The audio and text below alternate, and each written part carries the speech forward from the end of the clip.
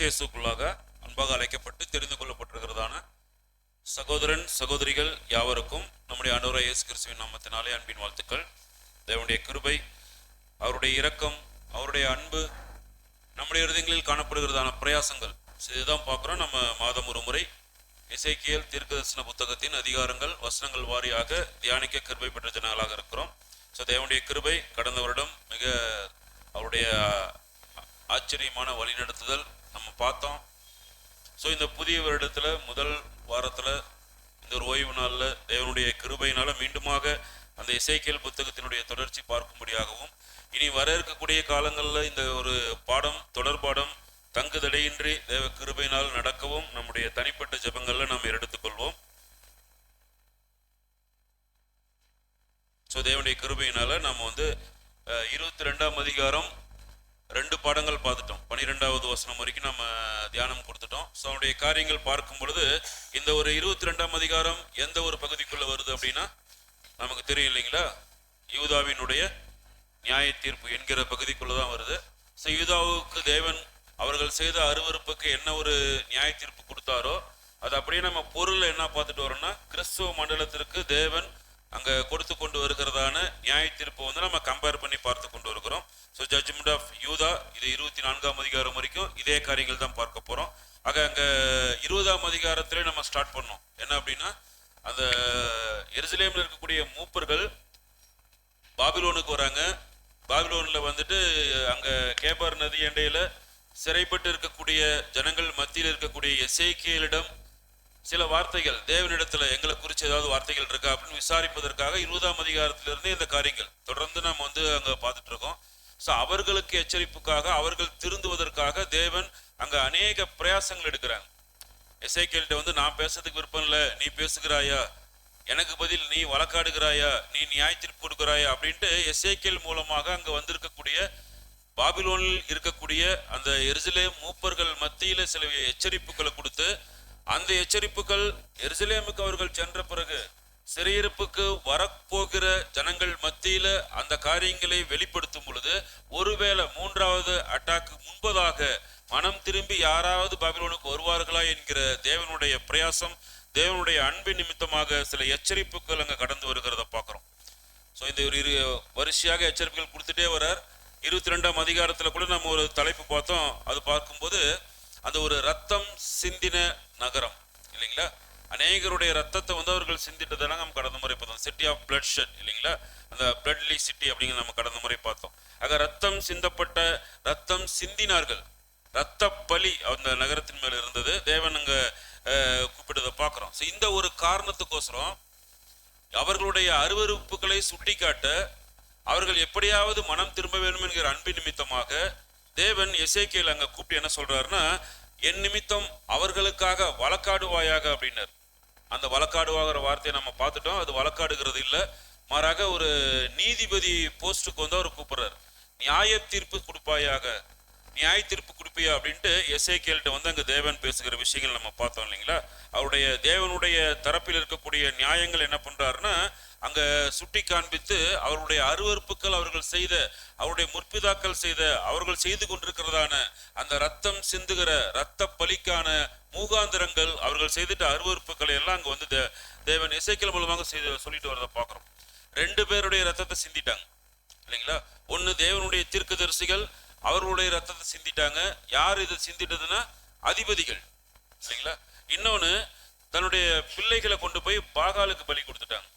So இது பார்க்கிறோம். இதுக்கு காரணம் யாருன்னா, அவர்கள் மத்தியில் இருந்ததான கள்ள தீர்க்கதரிசிகள். அவர்கள் மூலமாக அங்க ஒரு பாகாலுக்கு கொண்டு போய் தன்னுடைய பிள்ளைகளை கொடுத்து 2 பேருடைய ரத்தத்தை சிந்தி ரத்த பலி அவர்கள் மேல் இருப்பதாக தேவன் அங்க சுட்டி காமிக்கிறத பார்க்கிறோம். அங்க நேபுகாத்நேச்சர் வரப்போறார். வந்த உடனே அந்த ரத்த பலிக்கான பதில் அங்க என்ன பண்ணும், கேட்கப்பட போகிறது அப்படிங்கிற ஒரு எச்சரிப்பு அங்க எசேக்கியேல் மூலமாக அங்க சொல்லி கொண்டு இருக்கிறத பார்க்கிறோம் இல்லைங்களா. ஸோ இந்த எருசலேம் சிட்டி, அந்த யூத ஜனங்கள் ரத்தம் சிந்திட்டாங்க அப்படிங்கிறதுக்கு எசேக்கியேல் மாத்திரம் சொல்லல, புதிய ஏற்பாடுல ஆண்டவராகிய இயேசு கிறிஸ்து பேசியிருக்கிறாங்க, ஸ்தேவான் பேசியிருக்கிறாங்க. நம்ம கடந்த முறை பார்த்தோம் இல்லைங்களா. அங்க எருசலேமே எருசலேமே தீர்க்கதரிசிகளை கல்லெறிந்து கொலை செய்கிறவளே அப்படின்ட்டு கிறிஸ்து அங்க பேசுகிறத பார்க்கிறோம். அதே போல ஸ்தேவான் அங்க மரிக்கிறதுக்கு முன்னாடி என்ன சொன்னாங்க, உங்களுடைய முற்பிதாக்கள் தேவனுடைய தீர்க்கதரிசிகளை கல்லெறிய கொலை செய்ய மனதா இருந்தார்களே, துன்புறுத்தினார்களே அப்படின்ட்டு ஸ்தேவான் அங்க சொல்லுகிறத பார்க்குறோம் இல்லைங்களா. ஸோ அந்த மாதிரி ஒரு சூழல், குழந்தைகளையும் அந்த பாகாலுக்கு பலி கொடுத்து ரத்த பலிக்கு ஆளாயிட்டாங்க. தேவனுடைய தீர்க்கதரிசிகளையும் கொலை செய்து அங்க என்ன பண்ணிட்டாங்கன்னா அந்த ரத்த பலிக்கு ஆளாயிட்டாங்க. தேவன் இந்த ஒரு ரத்த பலி நிமித்தம் வழக்காடுவாயாக அப்படின்னா நியாய தீர்ப்பு கொடுப்பாயா, நீ ஒரு தீர்ப்பு கொடுக்கணும் அப்படின்ட்டு அங்கே எசேக்கியேலுக்கு அங்கே தேவன் இன்ஸ்ட்ரக்ஷன் கொடுக்கறத பார்க்கிறோம் சகோதரன் சொல்றோம். ஆக இதே விஷயம் நம்ம பொருள்ல கடந்த முறை பார்த்தோம். அந்த ஒரு ரத்தம் சிந்தின நகரமாக மகா பாபிலோன், அதுவும் இன்றைக்கு பொருள் நம்ம கம்பேர் பண்ணி பார்த்துட்டோம் இல்லைங்களா. ரத்தம் சிந்தப்பட்டுச்சு, தேவனுடைய தீர்க்கதரிசிகளை யூத ஜனங்கள் கொலை செய்துட்டாங்க. அதே போல பொருள்ல தேவனுடைய உண்மையான பரிசுத்தவான்களை இல்லைங்களா அங்க பார்க்கும்போது 5 கோடிக்கும் மேற்பட்ட ஜனங்கள் அந்த 1660 வருட காலப்பகுதியில டார்க் ஏஜஸ்ல கிறிஸ்துவர்கள் என்ன அந்த ரோமன் கத்தோலிக் அவர்கள் போப் மார்க்கம் என்ன பண்ணிட்டாங்கன்னா கொலை செய்தாங்க. அவர்களுக்காக வழக்காடுவாயா, அவர்களுக்காக நியாய தீர்ப்பு கொடுப்பாயாகன்ட்டு இப்ப யார்கிட்ட தேவன் கேட்கிறாங்கன்னா நிழல்ல எசேக்கியேல்கிட்ட கேட்டார், பொருள்ல எசேக்கியேல் வகுப்பாராகிய நம்மிடத்துல கேட்கிறாரு. கிறிஸ்துவ மண்டலத்துக்காக, அவர்கள் செய்த அருவருப்புக்காக, அவர்கள் செய்திட்டதான ரத்தம் சிந்தின காரியத்திற்காக, ரத்த பலிக்காக அவர்களுக்கு நீ நியாய தீர்ப்பு கொடுப்பாயா அப்படின்ட்டு இன்னைக்கு நம்மள எசேக்கியேல் வகுப்பாராகிய நம்மள நீதிபதியாக தேவன் அங்க பார்க்கிறத பார்க்கிறோம் சகோதரன் சோழன். இன்னொன்னு, குழந்தைகளுடைய ரத்தத்தை இன்றைக்கு வரைக்கும் பாபிலோன் செய்து கொண்டிருக்கிறது இல்லைங்களா. பிறந்த குழந்தை என்ன பண்றாங்க, கொண்டு போய் அங்க ஒரு முழுக்கு ஞானஸ்தானம் என்கிற போர்வையில சாத்தானுக்கு ஒப்பு கொடுத்துட்றாங்க. ஸோ மிகப்பெரிய ஒரு ரத்த பலி, தேவனுக்கு நேராக கொண்டு போ அந்த குழந்தையை கொண்டு போகாம அங்க அங்க சாத்தானு கொண்டு போகிறத பார்க்குறோம். தேவன் நியாய தீர்ப்பு கொடுத்தாங்க. என்ன சொல்லிட்டாங்க அப்படின்னா, உங்களை புறஜாதிக்கு நடுவில் வைக்க போகிறேன். அங்க என்ன பண்ணுவாங்க, பரியாசம் பண்ணுவாங்க இல்லைங்களா, அவமானப்படுத்துவாங்க. இந்த காரியங்களாம் நிந்தை பரியாசம் இவைகள் எல்லாமே அங்க நடக்கும். தேவன் உண்மையான அவ்வளோ வழிநடத்தல்கள், நியாயப்பிரமாணம் எவ்வளோ தீர்க்கதரிசனங்கள் கொடுத்தாலும் கூட அந்த ஒரு பொருளாசை நிமித்தமாக அவங்க என்ன பண்ணிட்டாங்கன்னா சூழல் அப்படியே தேவனுக்கு எதிராக அங்க போகக்கூடிய ஒரு சூழல்ல அந்த ஒரு விக்கிரக ஆராதனை, பொருளாசைன்னு என்னங்க, பொருளுங்கிறது ஒரு விக்கிரக ஆராதனை, இப்படியாக உலக காரியங்களிலே அவங்க இறங்கிட்டாங்களே தவிர தேவனுக்கு நேராக அங்க போகாததுனால அங்க ஒரு சூழல் அங்க தேவன் சொல்லிட்டாங்க, உன்னை பரியாசம் பண்ண போறேன். ஸோ இந்த ஒரு சூழல் ஒரு சப்ஜெக்ட் பார்த்தோம். ஸோ அடுத்த ஒரு பாடமாக நம்ம கடந்த முறை பார்த்தது என்னன்னா வெளிப்படுத்தல் எசேக்கியேல் 22ஆம் அதிகாரம் 7வது வசனம் வாசிக்கலாம். எசேக்கியேல் 22ஆம் அதிகாரம் 7ஆம் வசனம். உன்னிலுள்ள தாய் தகப்பனை அற்பமாய் எண்ணினார்கள், உன் நடுவில் பரதேசிக்கு இடுக்கண் செய்தார்கள், உனக்குள் திக்கற்றவனையும் விதவையையும் ஒடுக்கினார்கள். ஸோ இது எல்லாமே பார்க்கிறோம். அநேக காரியங்கள் கடந்த முறை பார்த்தோம் இல்லையா. அவர்கள் செய்த விஷயங்கள் எல்லாமே நியாயப்பிரமாணத்துக்கு எதிரான ஒரு காரியங்கள் அவர்கள் செய்தது எல்லாமே இல்லைங்களா. தகப்பனையும் தாயையும் கனம் பண்ணுவாயாக இல்லைன்னா பார்க்கிறோம் ஒரு சூழல், அந்த அறுப்புண்டு போகக்கூடிய ஒரு சூழல் நியாயப்பிரமாணம் கொடுக்கப்பட்டதை பார்க்கிறோம். ஏன் தேவன் தகப்பன் தாயை கனம் பண்ணுகிறது முக்கியமான விஷயம் அங்க சொல்றாங்க. நிறைய விஷயங்கள் பார்க்கிறோம். நீ போகிற தேசத்துல நீடித்து வாழ்வதற்கு உன் தாயையும் தகப்பனையும் கனம் பண்ணுவாயாக. புதிய ஏற்பாடுல அப்போஸ்தலன் பவுல் அதே காரியங்களை அங்க பதிவு செய்யறத பார்க்கிறோம். அப்ப ஏன் என்ன விஷயமா தகப்பனையும் தாயும் கனம் பண்ணுகிற விஷயம் என்ன அப்படின்னா, நம்முடைய மாம்சத்துல தேவன் நமக்காக கொடுத்துட்டதான தாய் தகப்பனை கனம் பண்ணுகிற விஷயம் தேவனையும் கிறிஸ்துவையும் கனம் பண்ணுகிறதுக்கு அது ஒரு பயிற்சியாக இருக்குங்கிற முறைதான். ஸோ நம்மளுடைய தகப்பன் தாய் உண்டாக்குனது யாருன்னா பிதாவாகிய தேவன் கிறிஸ்து தான். ஸோ அவர்களை நம்முடைய மாம்சத்தில் இருக்கக்கூடிய தாய் தகப்பனை நாம் கனம் பண்ணும் பொழுது அந்த பிதாவாகிய தேவனையும் கிறிஸ்துவையும் நம்ம கனம் பண்ணுகிற ஒரு பயிற்சிக்குள்ளா கடந்து போகும். ஸோ அங்க குறை இஸ்ரேல் ஜனங்கள் மத்தியில காணப்பட்டுச்சு பார்க்கிறோம். இன்றைக்கு அந்த ஒரு மனுஷன் எப்படி மதிக்க வேண்டும் அப்படிங்கிற விஷயத்த வீட்டில இருந்து தேவன் நம்முடைய இல்லங்களில் நம்முடைய மாம்சத்திலிருந்து தேவன் அதுக்கு அந்த ஒரு பயிற்சி கொண்டு வருகிறார். ஸோ அந்த ஒரு மரியாதை மதிப்பு ஒரு கனம் புகழ்ச்சி இதெல்லாம் நம்முடைய ஆவிக்குரிய பிதாவாகிய தேவனுக்கும் ஆவிக்குரிய கிறிஸ்துவுக்கும் போக வேண்டிய ஒரு பயிற்சி கொடுக்கப்பட்டு இருக்கும் போது இஸ்ரேல் ஜனங்கள் அங்க நிழல்ல பார்க்கும் பொழுது அதை அவங்க செய்யாம விட்டுட்டாங்க. இது நியாயப்பிரமாணத்துக்கு எதிராக அவர்கள் செய்ததான ஒரு காரியங்கள். அதை தொடர்ந்து கூட பார்க்கும் பொழுது அங்க ஒரு பரதேசி அவர்களுக்கு இடுக்கண் செய்தார்கள், திக்கற்றவன் இல்லைங்களா. அதெல்லாம் நம்ம பார்த்தோம். பரதேசினா யாருங்க, எந்த இடத்துக்கு நோ சிட்டி இல்லைங்களா, எங்க போறதுன்னு எந்த ஊருக்கு போறதுன்னு வழி தெரியாதவர்கள் தான் பார்க்கிறோம் அங்க பரதேசி. ஸோ திக்கற்றவர்கள் அப்படின்னா நோ பேரண்ட்ஸ், அப்பா அம்மா இல்லாத அந்த ஒரு அவங்க இல்லைங்களா. அடுத்து அந்த ஒரு விதவை அப்படின்னு பார்க்கும் பொழுது கணவன் இல்லாதவர்கள். ஸோ இவர்களை எல்லாமே தேவன் நியாயப்பிரமாணத்துல அவர்களை வந்து பாதுகாக்கணும், அவர்களுக்கு தேவையான உதவிகளை செஞ்சு கொடுக்கணும்னு நியாயப்பிரமாண கட்டளை இருக்கும் பொழுது இவர்கள் அவர்களையும் ஒடுக்கினதுனால இப்ப அந்த ஒரு பலி அவருடைய அருவருப்பாக தேவன் அங்க சொல்லுகிறத பார்க்கிறோம்.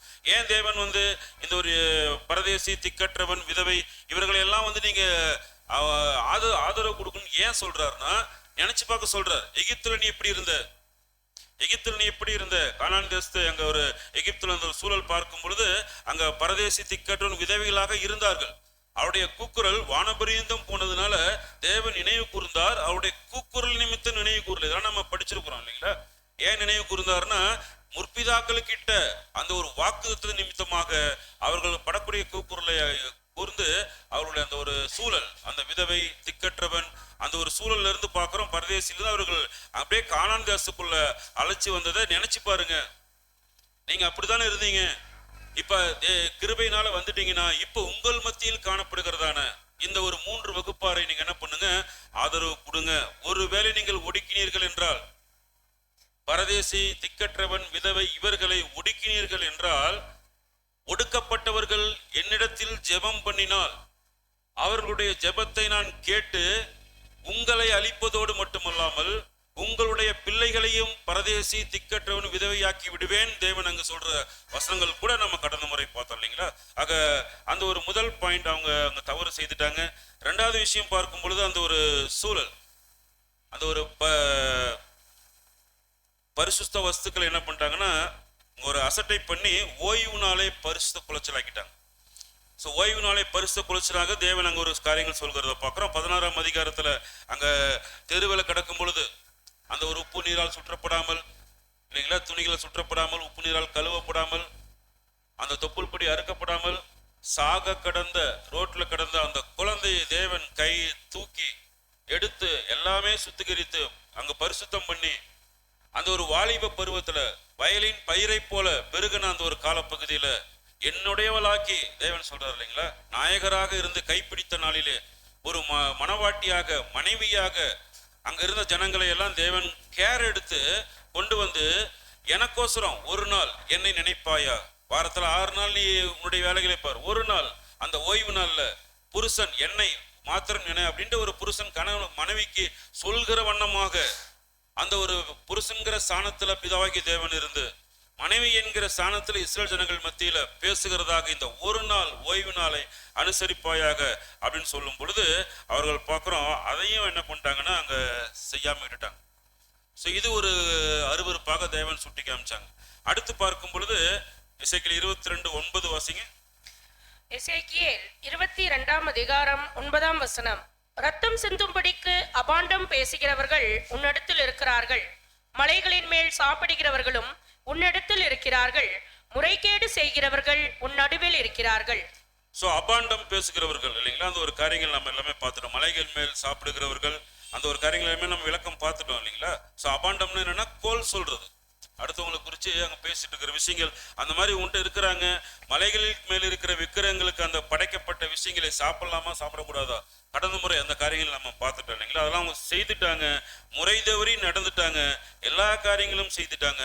இன்னும் கூட தேவன் அங்கே தொடர்ந்து பார்க்கும் பொழுது 12ஆம் வசனம் வாசிக்கலாம். எசேக்கியேல் 22ஆம் அதிகாரம் 12வது வசனம். எசேக்கியேல் 22ஆம் அதிகாரம் 12ஆம் வசனம். ரத்தம் சிந்தும்படிக்கு பரிதானம் வாங்கினவர்கள் உன்னில் இருக்கிறார்கள், நீ வட்டியையும் பொலிசையையும் வாங்கி பொருளாசையினால் உன் அயலானுக்கு இடுக்கண் செய்து என்னை மறந்து போனாய் என்று கர்த்தராகிய ஆண்டவர் சொல்லுகிறார். ஸோ பரிதானம்ங்கிறத நம்ம பார்த்தோம் இல்லைங்களா, லஞ்சம். ஸோ அந்த ஒரு சூழல் வாங்கியிருக்கிறாங்க, கையிட்டு வாங்கியிருக்கிறாங்க. நேபுகாத்நேச்சர் அங்கே முற்றுகை போட்டு இருக்கிறார், முற்றுகை போட போறார். முற்றிலுமாக 2 அட்டாக் முடிஞ்சு 3வது அட்டாக்ல டோட்டல் தேசம் சங்காரமாக போகுது. ஆனா அங்க இருக்கக்கூடிய எசனியா, பெலத்தியா போன்ற கள்ள தீர்க்கதரிசிகள் அங்கே இஸ்ரேல் ஜனங்கள் மத்தியில் காணப்படுதுன்னா தேவனுடைய தீர்க்கதரிசி எரேமியாவின் வார்த்தைகளை மதிக்காம இந்த எசனியா, பெலத்தியாவினுடைய வார்த்தைகளை கேட்டு இனி நேபுகாத்நேச்சர் திரும்பி வரமாட்டார், 2 வருஷத்துக்குள்ள இங்கிருந்து என்னென்ன சாமான்களை, பொருட்களை கொள்ளையடித்து சென்றாரோ எல்லாத்தையும் கொண்டு வந்து கொடுத்துருவாரு, நாம பயப்பட வேண்டிய அவசியம் இல்லை, இங்க இதுதான் நம்முடைய தேசம், இதுதான் பானை, இதுக்குள்ளதான் நாங்கள் இறைச்சியாவோம் அப்படின்ட்டு அவர்களுடைய வார்த்தையை நிமித்தம் கொஞ்சம் கவனக்குறைவாக இருந்துட்டாங்க. தேவனுடைய வார்த்தைகளை, நியாயப்பிரமாணத்தை, எரேமியா வார்த்தைகளை கேட்காம, எசேக்கியேலோடு பேசுகிற வார்த்தைகளை கவனிக்காம, எசனியா பெலத்தியாவுடைய பேச்சை கேட்டு என்ன முடிவு கொண்டாங்கன்னா, அகதியாக கைதியாக போகப்பட்ட முதலாவது அட்டாக்ல போன தானியேல் நண்பர்கள், இரண்டாவது அட்டாக்ல போகப்பட்ட எசேக்கியேல் அவருடைய நண்பர்கள், இவர்கள் எல்லாமே தப்பு செஞ்சவங்க. தப்பு செஞ்சதுனாலதான் தேவன் என்ன பண்றாருன்னா, கொண்டு போய் அவங்கள புறஜாதி தேசத்துல அடிமைகளாக வைத்திருக்கிறார். இன்னும் நம்ம சொந்த தேசம் நாம் இருக்கிறோம்னா என்ன அர்த்தம்னா, நாம் நன்மையான செய்துட்டு இருக்கோம், தேவனுக்கு பிரியமுள்ள வாழ்க்கை வாழ்றோம் அப்படின்ட்டு தவறான காரியங்களை எசனியா பெலத்தியா சொல்லி சொல்லி உங்களை ஆசீர்வதிப்பார்னு பணம் வாங்கி இருக்கிறதாக, லஞ்சம் வாங்கி இருக்கிறதாக அங்க என்ன பண்ணிருக்கிறாருன்னா தேவன் அங்க எசேக்கியேல்கிட்ட சொல்லுகிறத பார்க்கிறோம் இல்லைங்களா. சோ இதெல்லாம் அங்க நடந்துச்சுன்னா, யூதாவில் நடந்ததுன்னா கண்டிப்பா பொருள்ல அங்க பார்க்கும்போது கிறிஸ்துவ மண்டலத்திலையும் நடக்கிறதுக்கு வாய்ப்பு இருக்கு. தேவன் சொல்லிட்டாங்க, உங்களை என்ன பண்ண போறேன், புறஜாதிக்கு மத்தியில நிந்தையாக, இகழ்ச்சியாக, அங்க பரியாசம் பண்ணும்படியான ஒரு சூழலை கொண்டு போய் வச்சிருவேன், அப்பொழுது நான் கர்த்தர் என்று அறிந்து கொள்வீர்கள் அப்படின்ட்டு அங்க தேவன் ஒரு நியாயத்திற்கு கொடுக்கறத பாக்குறோம். ஆக இந்த ஒரு பொருள்ல பார்க்கும்போது இந்த ஒரு காரியத்துல இஸ்ரேல் ஜனங்களுக்கும் நியாயப்பிரமாணத்திற்கும் அங்க ஒரு சம்பந்தம் இருக்கு. நியாயப்பிரமாணத்தில் சொல்லப்பட்ட கட்டளைக்கு பிரகாரம் அவர்கள் நடக்கலைன்னா கண்டிப்பா அந்த நீதி என்ன பண்ணிடும், அங்க இறங்கி அவங்களை அழிச்சிடும். சரி, இதை செய்யாத செஞ்சீங்கன்னா செத்துருவே அப்படின்னா நீதி என்ன ஆயிரும், இறங்கி அவங்களை அழிச்சிடும். ஆனா இந்த ஒரு தப்பு செய்ததுனால யூத ஜனங்கள் மேல நியாய தீர்ப்பு இறங்கிருச்சு. இப்ப கிறிஸ்துவ மண்டலத்துக்கு நாம் எடுக்கும் பொழுது, கிறிஸ்துவ மண்டலத்துக்குள்ளாக இந்த காரியங்கள் வரும் பொழுது இங்க நியாயப்பிரமாணம் இல்லை. ஆனா அவர்கள் செய்த அதே தவறுகளை இவர்களும் செய்து கொண்டிருக்கிறார்கள். அப்ப எப்படி புரிஞ்சுக்கலாம், நியாயப்பிரமாணம் இல்லை என்கும் பொழுது யூத ஜனங்களுக்கு வந்த நியாய தீர்ப்பு கிறிஸ்துவ ஜனங்களுக்கு வருவதற்கான வாய்ப்பு இல்லை இல்லையா. இப்ப எப்படி நம்ம பொருள்ல நம்ம பொருத்தி பார்க்கிறது என்று பார்க்கும் பொழுது எப்படி தவறாகும் என்று பார்த்துட்டோம்னா, அவங்க பார்க்கும் பொழுது நியாயப்பிரமாணத்தை கீழ்ப்படியல அப்படின்னா தண்டனைங்கிறது அங்க நம்ம பார்த்துட்டோம். இது சூழல், தாய் தகப்பனுக்கு கனம் பண்ணுவாயாக, இல்லைன்னா அழிஞ்சிருவ அப்படிங்கிறது ஒரு விஷயம். இதே இந்த பாபிலோன், மகா பாபிலோன், ரத்தம் சிந்தின நகரத்துக்குள்ளாக தாய் தகப்பனை அவர்கள் இன்னும் கனம் பண்ணாமே இருக்காங்க. தாய் யாருன்னு தெரியாது, தகப்பன் யாருன்னு தெரியாது, ரெண்டு பேரும் ஒரே ஆள் நினைச்சிட்டு இருக்கிறாங்க இல்லைங்களா. அதே போல அங்க பார்க்கும் பொழுது அந்த ஒரு நியாயப்பிரமாணம் இங்க இல்லாத இதனால இப்ப இவர்கள் மீது தண்டனை வருவதற்கான வாய்ப்பு இருக்கா? ஏன்னா நியாயப்பிரமாணத்தை என்ன பண்றாருன்னா ஆண்டவர் இயேசு கிறிஸ்து நிறைவேற்றி முடிச்சுட்டாங்க. நியாயப்பிரமாணம் இப்ப கிடையாது. இப்ப நம்ம மத்தியில இந்த சுவிசேஷ யுகத்துல பார்க்கும் பொழுது அங்க காணப்படுகிறது அன்பின் பிரமாணம். இப்ப என்ன புரிஞ்சுக்கலாம், இங்க எப்படி இவர்களுக்கு நியாய தீர்ப்பு வரும்னா, தேவன் சொல்லிட்டாங்க நியாயப்பிரமாணமே நீதான் அப்படின்னு கிறிஸ்துவ சொல்லுகிறத பாக்குறோம். நியாயப்பிரமாணத்தை நிறைவேற்றது நிமித்தமாக அங்க கீழ்ப்படியவில்லை. பழைய ஏற்பாட்டு காலத்துல நியாயப்பிரமாணத்தை கீழ்ப்படியவில்லைன்னா மரணம். புதிய ஏற்பாட்டு காலத்துல நியாயப்பிரமாணத்தை நிறைவேற்றி முடித்த கர்த்தருக்கு கீழ்ப்படியில, நியாயப்பிரமாணத்தை நிறைவேற்றி முடித்த கிறிஸ்துவனுடைய வார்த்தைகளுக்கு கீழ்ப்படியில்னா இங்க மரணம். இப்படிதான் புரிஞ்சுக்கணும். இங்க நியாயப்பிரமாணங்கிறது இல்ல. இதன் அடிப்படையில தான் கிறிஸ்துவுக்கு கீழ்ப்படியாத நிமித்தமாக தான் பார்க்கிறோம் இந்த கிறிஸ்துவ மண்டலம் அங்க ஒரு நியாய தீர்ப்பை அங்க அடைய போறதை பார்க்கிறோம். ஸோ அங்க பார்க்கும் பொழுது அங்க ஒரு தேவன் கிறிஸ்துவ வைக்கிற இடத்துல யாரை போய் வச்சுட்டாங்கன்னா ஒரு மனுஷனை கொண்டு போய் வச்சுட்டாங்க. மிகப்பெரிய ஒரு அருவருப்பாக. தாய் தகப்பனை கனம் பண்ணுவாயாகனா தாய் தகப்பன் யாருன்னு தெரியணும், ஆவிக்குரிய தகப்பன் ஆவிக்குரிய தாய் யாருன்னு தெரிஞ்சிருக்கணும். ஒரு மனிதனை கொண்டு போய் தகப்பன் ஸ்தானத்துல அப்பா போ பிதா அப்படின்னு என்ன பண்ணிட்டாங்கன்னா ஒரு மனுஷனை கொண்டு போய் தகப்பன் ஸ்தானத்துல வச்சுட்டாங்க. தாய் யாருன்னு தெரியல, பரதேசி அங்க பாக்குறோம் ஒடுக்கினார்கள். இன்னைக்கு பரதேசி எந்த தேசத்துக்கு போறதுன்னு தெரியல. அவங்களுக்கு கிறிஸ்துவ மண்டலத்துக்கு எங்க போறோம், பரமகானானுக்கு எப்படி போகணும், பரமகானான் என்ன சூழல் தெரியாது. அதே போல திக்கற்றவர்களை ஒடுக்கினார்கள். இவர்கள் ஒடுக்கினார்களா, இவர்களும் ஒடுக்கினார்கள். ஏன்னா அப்பா யாருன்னு தெரியாது, அம்மா யாருன்னு தெரியாது. விதவிகளை ஒடுக்கினாங்க, நியாயத்தில் பெற்றுக் கொண்டாங்க. இன்னைக்கு விதவிகள் ஏன் விதவிகள் ஆயிட்டாங்க, கணவன் யாருன்னு தெரியல. கணவன் யார், மணவாட்டி சபை அப்படின்னா மணவாளன் கிறிஸ்து. அந்த விஷயம் அவர்களுக்கு தெரியாம கிறிஸ்துவும் பிதாவும் ஒன்னுட்டு குழப்பிக்கிட்டு இந்த மூன்று விஷயங்களுமே யூதாவில் நடந்தது போல பார்க்கிறோம் சகோதரன் சொல்லி இன்றைக்கு கிறிஸ்துவ நடந்து கொண்டிருக்கிறத பார்க்கிறோம் இல்லைங்களா. ஒரு மனுஷனை கொண்டு போய் வச்சது நிமித்தமாக அந்த மனிதனுக்குள்ளாக எப்படிப்பட்டதான சூழல் மனநிலைமை வந்துருச்சு. எவ்வளவு மோசமாக கிறிஸ்துவுக்கு எதிராக நியாயப்பிரமாணத்தை நிறைவேற்றி முடித்தவருக்கு கீழ்ப்படியாமல் அவருக்கு எதிராக எப்படிப்பட்ட கண்டிஷன்ல போயிட்டாங்க அப்படின்னா, அப்போஸ்தலன் பவுல் அதற்கான விளக்கங்கள் கொடுக்கும் பொழுது 2 தெசலோனிக்கேயர் 2ஆம் அதிகாரம் 4வது வசனம் வாசிக்கலாம். 2 தெசலோனிக்கேயர் 2ஆம் அதிகாரம் 4ஆம் வசனம். அவன் எதிர்த்து நிற்கிறவனாயும் தேவன் எண்ணப்படுவதெதுவோ ஆராதிக்கப்படுவதெதுவோ அவை எல்லாவற்றிற்கும் மேலாக தன்னை உயர்த்துகிறவனாயும் தேவனுடைய ஆலயத்தில் தேவன் போல உட்கார்ந்து தன்னைத்தானே தேவன் என்று காண்பிக்கிறவனாயும் இருப்பான். ஸோ இந்த ஒரு சூழல்ல வந்து மனிதனை வைத்தது நிமித்தமாக அங்க ஒரு சூழல், எல்லாற்றுக்கும் எதிராக நிற்கக்கூடிய ஒரு சூழல், கிறிஸ்துவுக்கு கீழ்ப்படியாத ஒரு நிலைமை. ஸோ அதனால யூத ஜனங்கள் பெற்றுக்கொண்ட அதே நியாய தீர்ப்பை கிறிஸ்துவ ஜனங்களும் பெற்றுக்கொள்கிறத பார்க்குறோம் இல்லைங்களா. ஸோ அதே போல் அவர்கள் ஓய்வு நாளில் வந்து என்ன பண்ணிட்டாங்க, அங்கே அசுசி பண்ணிட்டாங்க. ஒரு நாளாவது என்ன அப்படின்னு தேவன் கொடுத்த கட்டளையை மீறி அந்த ஒரு நாளில் கூட புறஜாதி தேவனை வழங்கும்படியான ஒரு சூழலுக்கு அவங்க கடந்து போயிட்டாங்க. இந்த ஒரு விஷயம் பொருளில் பார்க்கும் பொழுது சகோதரன் அவர்களே, அங்கே பார்க்கும் பொழுது தேவனை தொழுதுகிற அந்த ஆலயத்துக்குள்ள வரும் பொழுது பரிசுத்தமில்லாத ஒரு நிலையில், பரிசுத்தமில்லாத எண்ணங்களோடு சபைக்குள் வருது, பரிசுத்தமில்லாத காரியங்கள் எல்லாம் நினைவில் வைத்துக் கொண்டு சபைக்குள்ள வருகிறது. நான் போன ஸ்லைட்ல பார்த்தோம் இல்லைங்களா, நாய்க்குட்டி கூட்டு வந்து சபைக்குள்ள வச்சிருக்கிறது. ஸோ இந்த மாதிரி தேவனுடைய ஆலயத்தில் அந்த பரிசுத்தனால அங்க ஒரு பரிசுத்த குலைச்சலாக்குகிற வேலைகள் அவர்கள் வந்து செய்து கொண்டிருக்கிறத பார்க்குறோம் இல்லைங்களா. மலைகள் மேல் சாப்பிடுகிற விஷயங்கள் இன்றைக்கு செய்து கொண்டிருக்கிறாங்க. அபாண்டமாக கோல் பேசுகிறார்கள், கள்ள தீர்க்கதரிசனங்கள் செய்து கொண்டிருக்கிறார்கள், விக்கிரகங்களுக்கு படைக்கிறத சாப்பிட்றாங்க. அன்றைக்கு எசனியா பெலத்தியா கள்ள தீர்க்கதரிசிகள் லஞ்சம் வாங்கினது போல இன்றைக்கும் அங்க பார்க்கிறோம் இல்லைங்களா, பரிதானம் அங்க வாங்கி கொண்டிருக்கிறார்கள். பரிதானம் என்ன சொல்லாங்க இன்றைக்கு கிறிஸ்தவ உள்ளத்துல, லஞ்சம் எப்படி வாங்குறாங்க, 10% இல்லைங்களா, மிரட்டி வாங்குறாங்க. இதெல்லாம் பார்க்கிறோம் இல்லைங்களா. இந்த மாதிரி பார்க்கிறோம் சகோதரன் சோர்களே, அந்த ஒரு சூழல், இதெல்லாம் நம்ம கடந்த முறை பார்த்த விஷயங்கள்.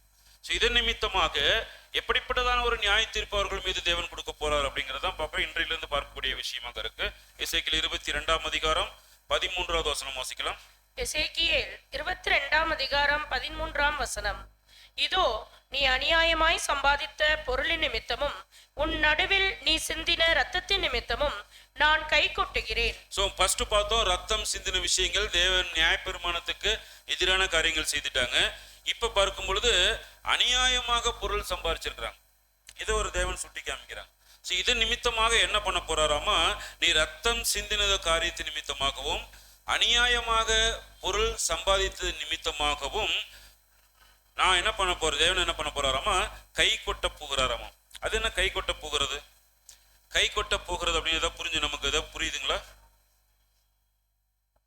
அநியாயமாக பொருள் சம்பாதித்தவர்கள் யார் அப்படின்னா கள்ள தீர்க்கதரிசிகள். ஜனங்களிடமிருந்து அநியாயமாக பொருளை வந்து ஏமாத்தி புடுங்கிட்டவங்க யாருன்னா எசனியா பெலத்தியா. ரத்தம் சிந்தது காரணமா இருந்துட்டது யாருன்னா அதிபதிகள் இல்லைங்களா. இது நம்ம கடந்த முறை நம்ம பார்த்த விஷயங்கள் தான். ஆக இந்த ஒரு எசனியா பெலத்தியா நிழல்ல கள்ள தீர்க்கதரிசிகள் அநியாயமாக பொருள் அங்க சம்பாதிச்சு ஜனங்களுடைய தீர்க்கதரிசிகளுடைய அந்த ஒரு குழந்தைகளுடைய ரத்தத்தை எல்லாம் இந்த அதிபதிகள் அங்க சிந்த வச்சு இவர்கள் இதன் நிமித்தமாக தேவன் அங்க கை கொட்டுகிறார் அப்படிங்கிறத நம்ம பார்க்கிறோம் சகோதரன் சோழர்களே. பொருளாசை அங்க அதிபதிகளுக்கும் தீர்க்கதரிசிகளுக்கும் அதிகமாக இருந்ததை பார்க்கிறோம் சகோதரன் சோழர்களே. ஆக இதே காரியங்கள் தேவன் கை கொட்டுகிற விஷயங்கள், அதனால அந்த என்னன்னு பார்க்க போறோம். ஆக இதே மாதிரி சில விஷயங்கள் இன்னும் வேற பகுதிகளில் பார்க்கும் பொழுது மீகா 2ஆம் அதிகாரம் 1 மற்றும் 2 வசனங்கள் வாசிக்கலாம். மீகா 2ஆம் அதிகாரம் 1 மற்றும் 2 வசனங்கள். அக்கிரமத்தை யோசித்து தங்கள் படுக்கைகளின் மேல் பொல்லாப்பு செய்ய எத்தனம் பண்ணி தங்கள் கையில் வல்லமை இருக்கிறபடியினால் விடியற்காலம் ஆகிற போது அதை நடப்பித்து வயல்களை இச்சித்து பறித்து கொண்டு வீடுகளை இச்சித்து எடுத்துக்கொண்டு புருஷனையும் அவன் வீட்டையும் மனுஷனையும் அவன் சுதந்திரத்தையும் ஒடுக்குகிறவர்களுக்கு ஐயோ. பார்க்கிறோம் சகோதரன் சோழர்களே, அதிகப்படியாக வேதத்தில் நாம் கவனிக்கும் பொழுது அதிகப்படியான ஒரு பாவம் அங்கு நுழைவதற்கான முதல் வழி என்னவா இருக்குதுன்னு அங்க வேதம் சொல்லுகிறதுனா பொருளாசை, பண ஆசை. என்றைக்கு நமக்குள்ள வருகிறதோ, நம்ம புதிய ஏற்பாடுல பார்க்குறோம் இல்லைங்களா, பண ஆசை எல்லா தீமைக்கும் வேற, எல்லா தீமைக்கும் வேறு. எந்த ஒரு காரியங்கள் எடுத்துட்டாலுமே அங்க ஒரு தீமை ஒரு விஷயம் நடக்குது, தேவனுக்கு எதிராக ஒரு கீழ்ப்படியாமைக்குள் நாம் போகிறோம். யூத ஜனங்கள் போனாங்க, கிறிஸ்துவ ஜனங்கள் போய் கொண்டிருக்கிறார்கள் அப்படின்னா அங்க மெயின் பாயிண்ட் என்னவா இருக்குன்னா அந்த ஒரு பணம் பொருளாசை தான் பார்க்கிறோம் சகோதரன் சோழர்களே. அங்க பார்க்கும் பொழுது அவர்கள் அதிகமாக வருகிறதுனால என்ன ஆரம்பிச்சோம்னா அக்கிரமம் வந்துடும். ஏற்கனவே அங்க வசனத்தில் பார்க்கும்போது அவர்கள் வல்லமை இருக்கிறபடினால, வல்லமைன்னு என்னன்னா ஒரு பதவி, எசனியா பெலத்தியா போன்ற தீர்க்கதரிசிகள் அவர்கள் சொல்கிறத ஜனங்கள் நம்புகிற அந்த ஒரு உயரிய ஸ்தானத்துல வல்லமை இருக்கிறதுனால விடியற்காலமான பொழுது நைட்ல படுக்கும் போது எத்தனம் பண்றாங்களாம், நாளைக்கு யார் குடும்பத்தை கெடுக்கலாம், யார்கிட்ட வயலை இச்சித்து புடுங்கலாம், யார்கிட்ட செல்வத்தை ஏமாத்தி வாங்கலாம், இப்படிலாம் இரவு படுக்கையில் அங்க எடுத்து காலையில் விடிந்த உடனே வல்லமையின் நிமித்தமாக அவர்களுக்கு கூட அந்த பதவி நிமித்தமாக அந்த பிடுங்குகிறவர்களுக்கு ஒடுக்கிறவர்களுக்கு ஐயோ அப்படிங்கிறார். தேவனுடைய பிள்ளைகளை கெடுத்தா அந்த ஒரு சூழல், நியாய தீர்ப்பு தேவன் கை கொட்ட போறார் அப்படிங்கிறத பார்க்கிறோம் சகோதரன் சோர்களே. அதுவும் அந்த ஒரு கள்ளத்தீர்க்கதரிசிகள் ஜனங்களை எப்படி வஞ்சிப்பாங்க, எப்படி அவர்களிடத்துல நெருங்கினார்கள் பழைய ஏற்பாடு காலத்துல புதிய ஏற்பாடு காலத்துல என்று பார்க்கும் பொழுது எரேமியா சில வசன பகுதியில குறிப்பிடுறாங்க. எரேமியா 5ஆம் அதிகாரம் 26, 27 வாசிக்கலாம். எரேமியா 5ஆம் அதிகாரம் 26 மற்றும் 27 வசனங்கள்.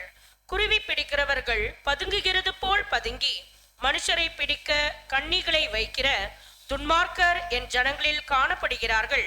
குருவிகளால் கூண்டு நிறைந்திருக்கிறது போல் அவர்கள் வீடுகள் கபடங்களால் நிறைந்திருக்கிறது. ஆதலால் அவர்கள் பெருகி ஐஸ்வர்யவான்களாகிறார்கள். பார்க்கிறோம் சகோதரன் சோர்களே, குருவிகளை பிடிக்கணும்னா வேகமா ஓடியாந்து என்ன பண்ண முடியாது, பிடிக்க முடியாது. வேகமா வந்தா ஓடி போயிடும். அது பொறுமையா அந்த ஒரு வலை விரிச்சு அப்படியே பக்கத்துல போய் அது தெரியாத வண்ணமாக தான் பிடிக்க முடியும். இப்படியாகத்தான் பார்க்கிறோம். இந்த ஒரு கள்ள தீர்க்கதரிசிகள் ஜனங்கள் மத்தியில் அப்படியே பொறுமையா சத்தம் போடாம வந்து, உங்களுக்கு நான் ஆசீர்வதிக்கிறேன், ஆசீர்வாதம் கொடுக்கிறேன், தேவனிடத்திலிருந்து பெற்றுக்கொள்கிறேன், பாவத்திலிருந்து மன்னிப்பு என்று அநேக காரியங்கள் மூலமாக அங்க பழைய ஏற்பாட்டு காலத்துல எசனியா பெலத்தியா போன்ற கள்ள தீர்க்கதரிசிகள் ஜனங்களை பிடித்தார்கள்.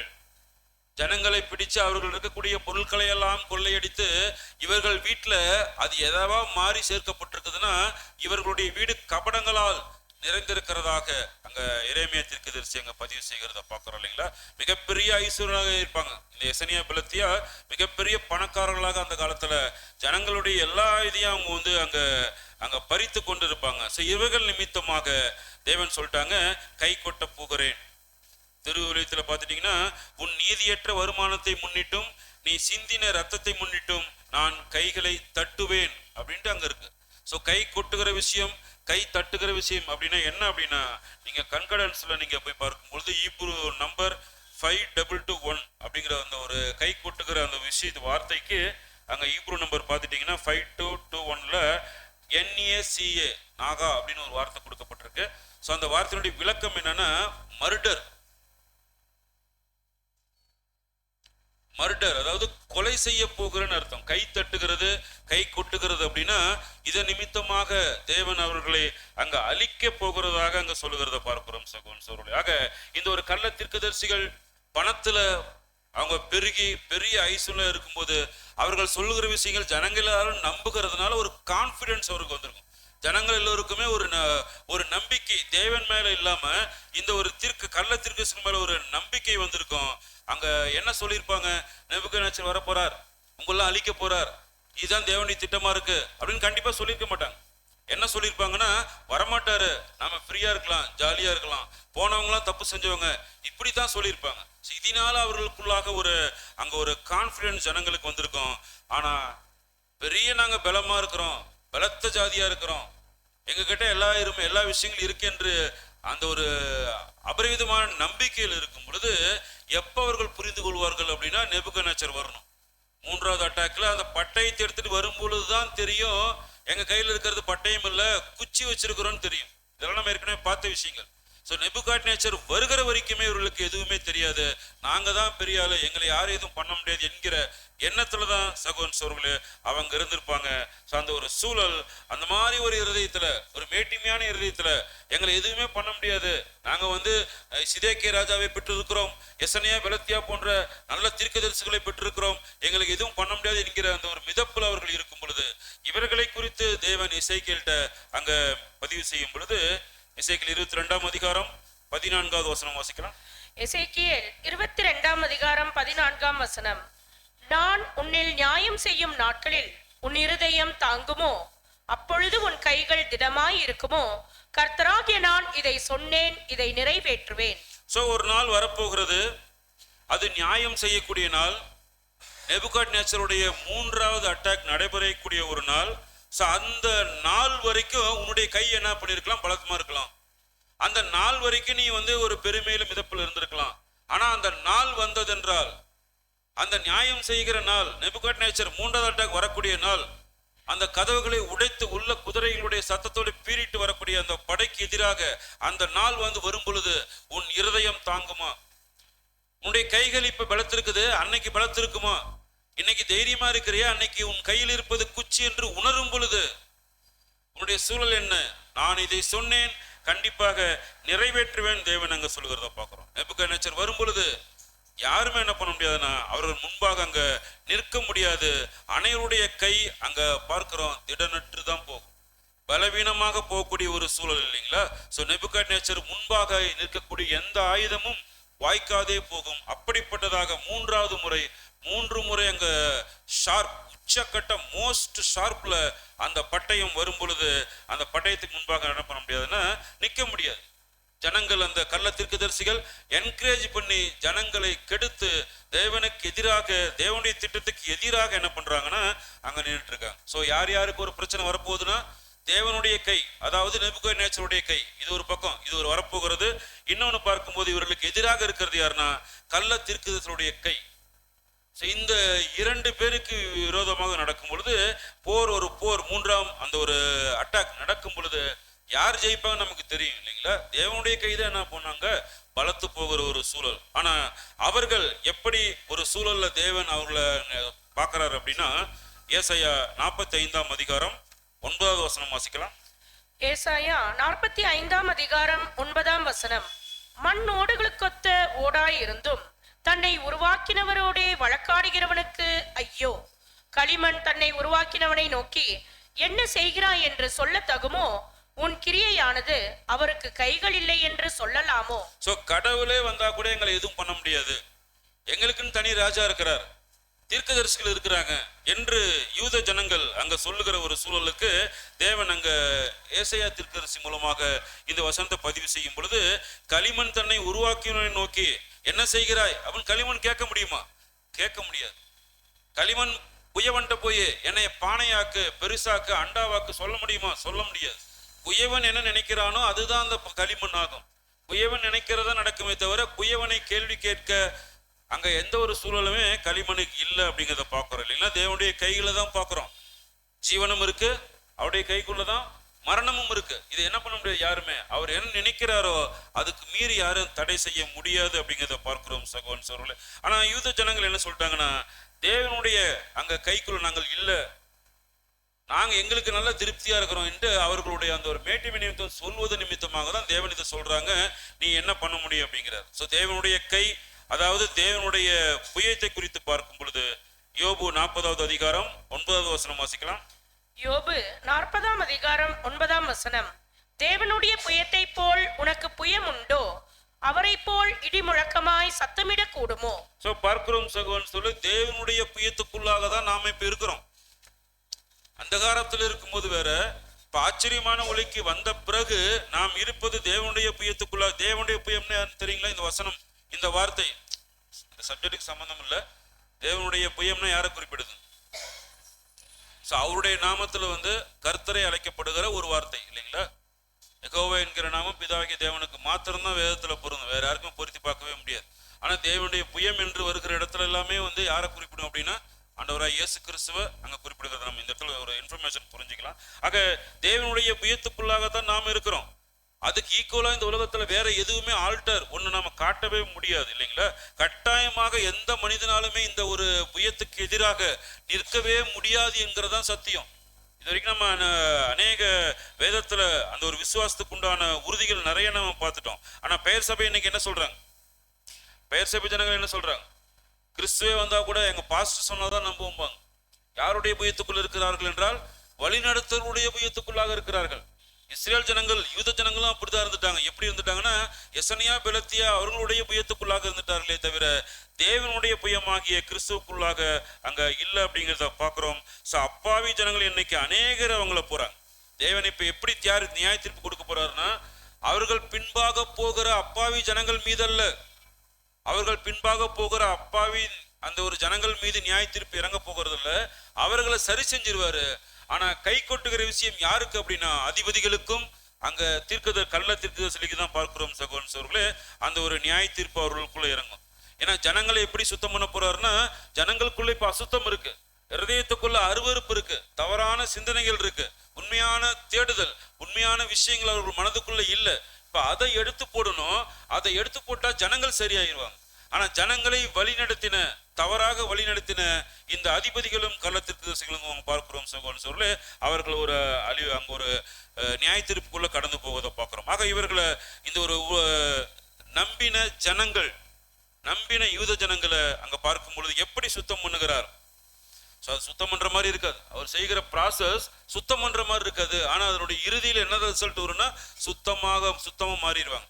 எப்படி சுத்தம் பண்ண போறாருன்னா, எசேக்கியேல் 22ஆம் அதிகாரம் 15வது வசனம் வாசிக்கலாம்.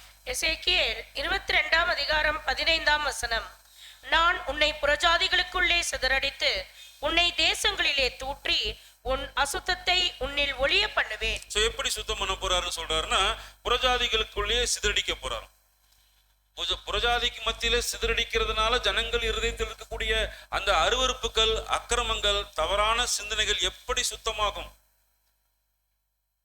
இல்லைங்களா? பார்க்கிறோம் சகோதரர்களே, இந்த ஒரு சூழல் நம்ம பார்க்கும் பொழுது இஸ்ரேல் ஜனங்கள் எங்க ஓட போறாங்கன்னே தெரியல. உலகம் முழுவதும் சிதறடிக்க போறாங்க. தேவனுக்கு கீழ்ப்படிந்து நடக்கும் பொழுது ஒரு வழியாய் வரக்கூடிய எதிரிகள் 7 வழியா என்ன பண்ணிடுவாங்க? ஓடிடுவாங்க. தேவனுக்கு நியாயப்பிரமாணத்துக்கும் கீழ்ப்படியாமல் நடக்கும் பொழுது, ஒரு வழியாய் விரோதிகள் வரும் பொழுது இஸ்ரேல் ஜனங்கள் 7 வழியா ஓடி போயிடுவாங்க தப்பிச்சு. உலகெங்கும் பார்க்கிறோம், எல்லா இடங்களிலும் பார்க்கிறோம். அங்க அவர் என்ன பண்ணிடுவாங்கன்னா, அங்க சிதறுண்டு போய் விடுவார்கள். சிதறுண்டு போனா புறஜாதியில் மத்தியில் கொண்டு போய் விட்டுட்டா சுத்தமாயிருவாங்களா? இருதயத்துல அங்க ஒரு விருத்த சேதனம் நடந்துருமா என்று பார்க்கும் பொழுது சகோதரர்களே, அங்க சில வசனங்கள் பார்க்கும் பொழுது ஏசாயா 1ஆம் அதிகாரம் 25வது வசனம் வாசிக்கலாம். ஏசாயா 1ஆம் அதிகாரம் 25ஆம் வசனம். நான் என் கையை உன்னிடமாய் திருப்பி உன் களிம்பு நீங்க உன்னை சுத்தமாய் புடமிட்டு உன் ஈயத்தை எல்லாம் நீக்குவேன். புறஜாதிகள் மத்தியில இந்த யூத ஜனங்கள் சிதறண்டு போகும் பொழுது அங்க இது நாள் வரைக்கும் வழி நடத்தின அந்த ஒரு சூழல் இல்லாம போயிடும். நியாயப்பிரமாணம் இருக்காது, தேவனுடைய தீர்க்கதரிசிகள் இருக்க மாட்டாங்க.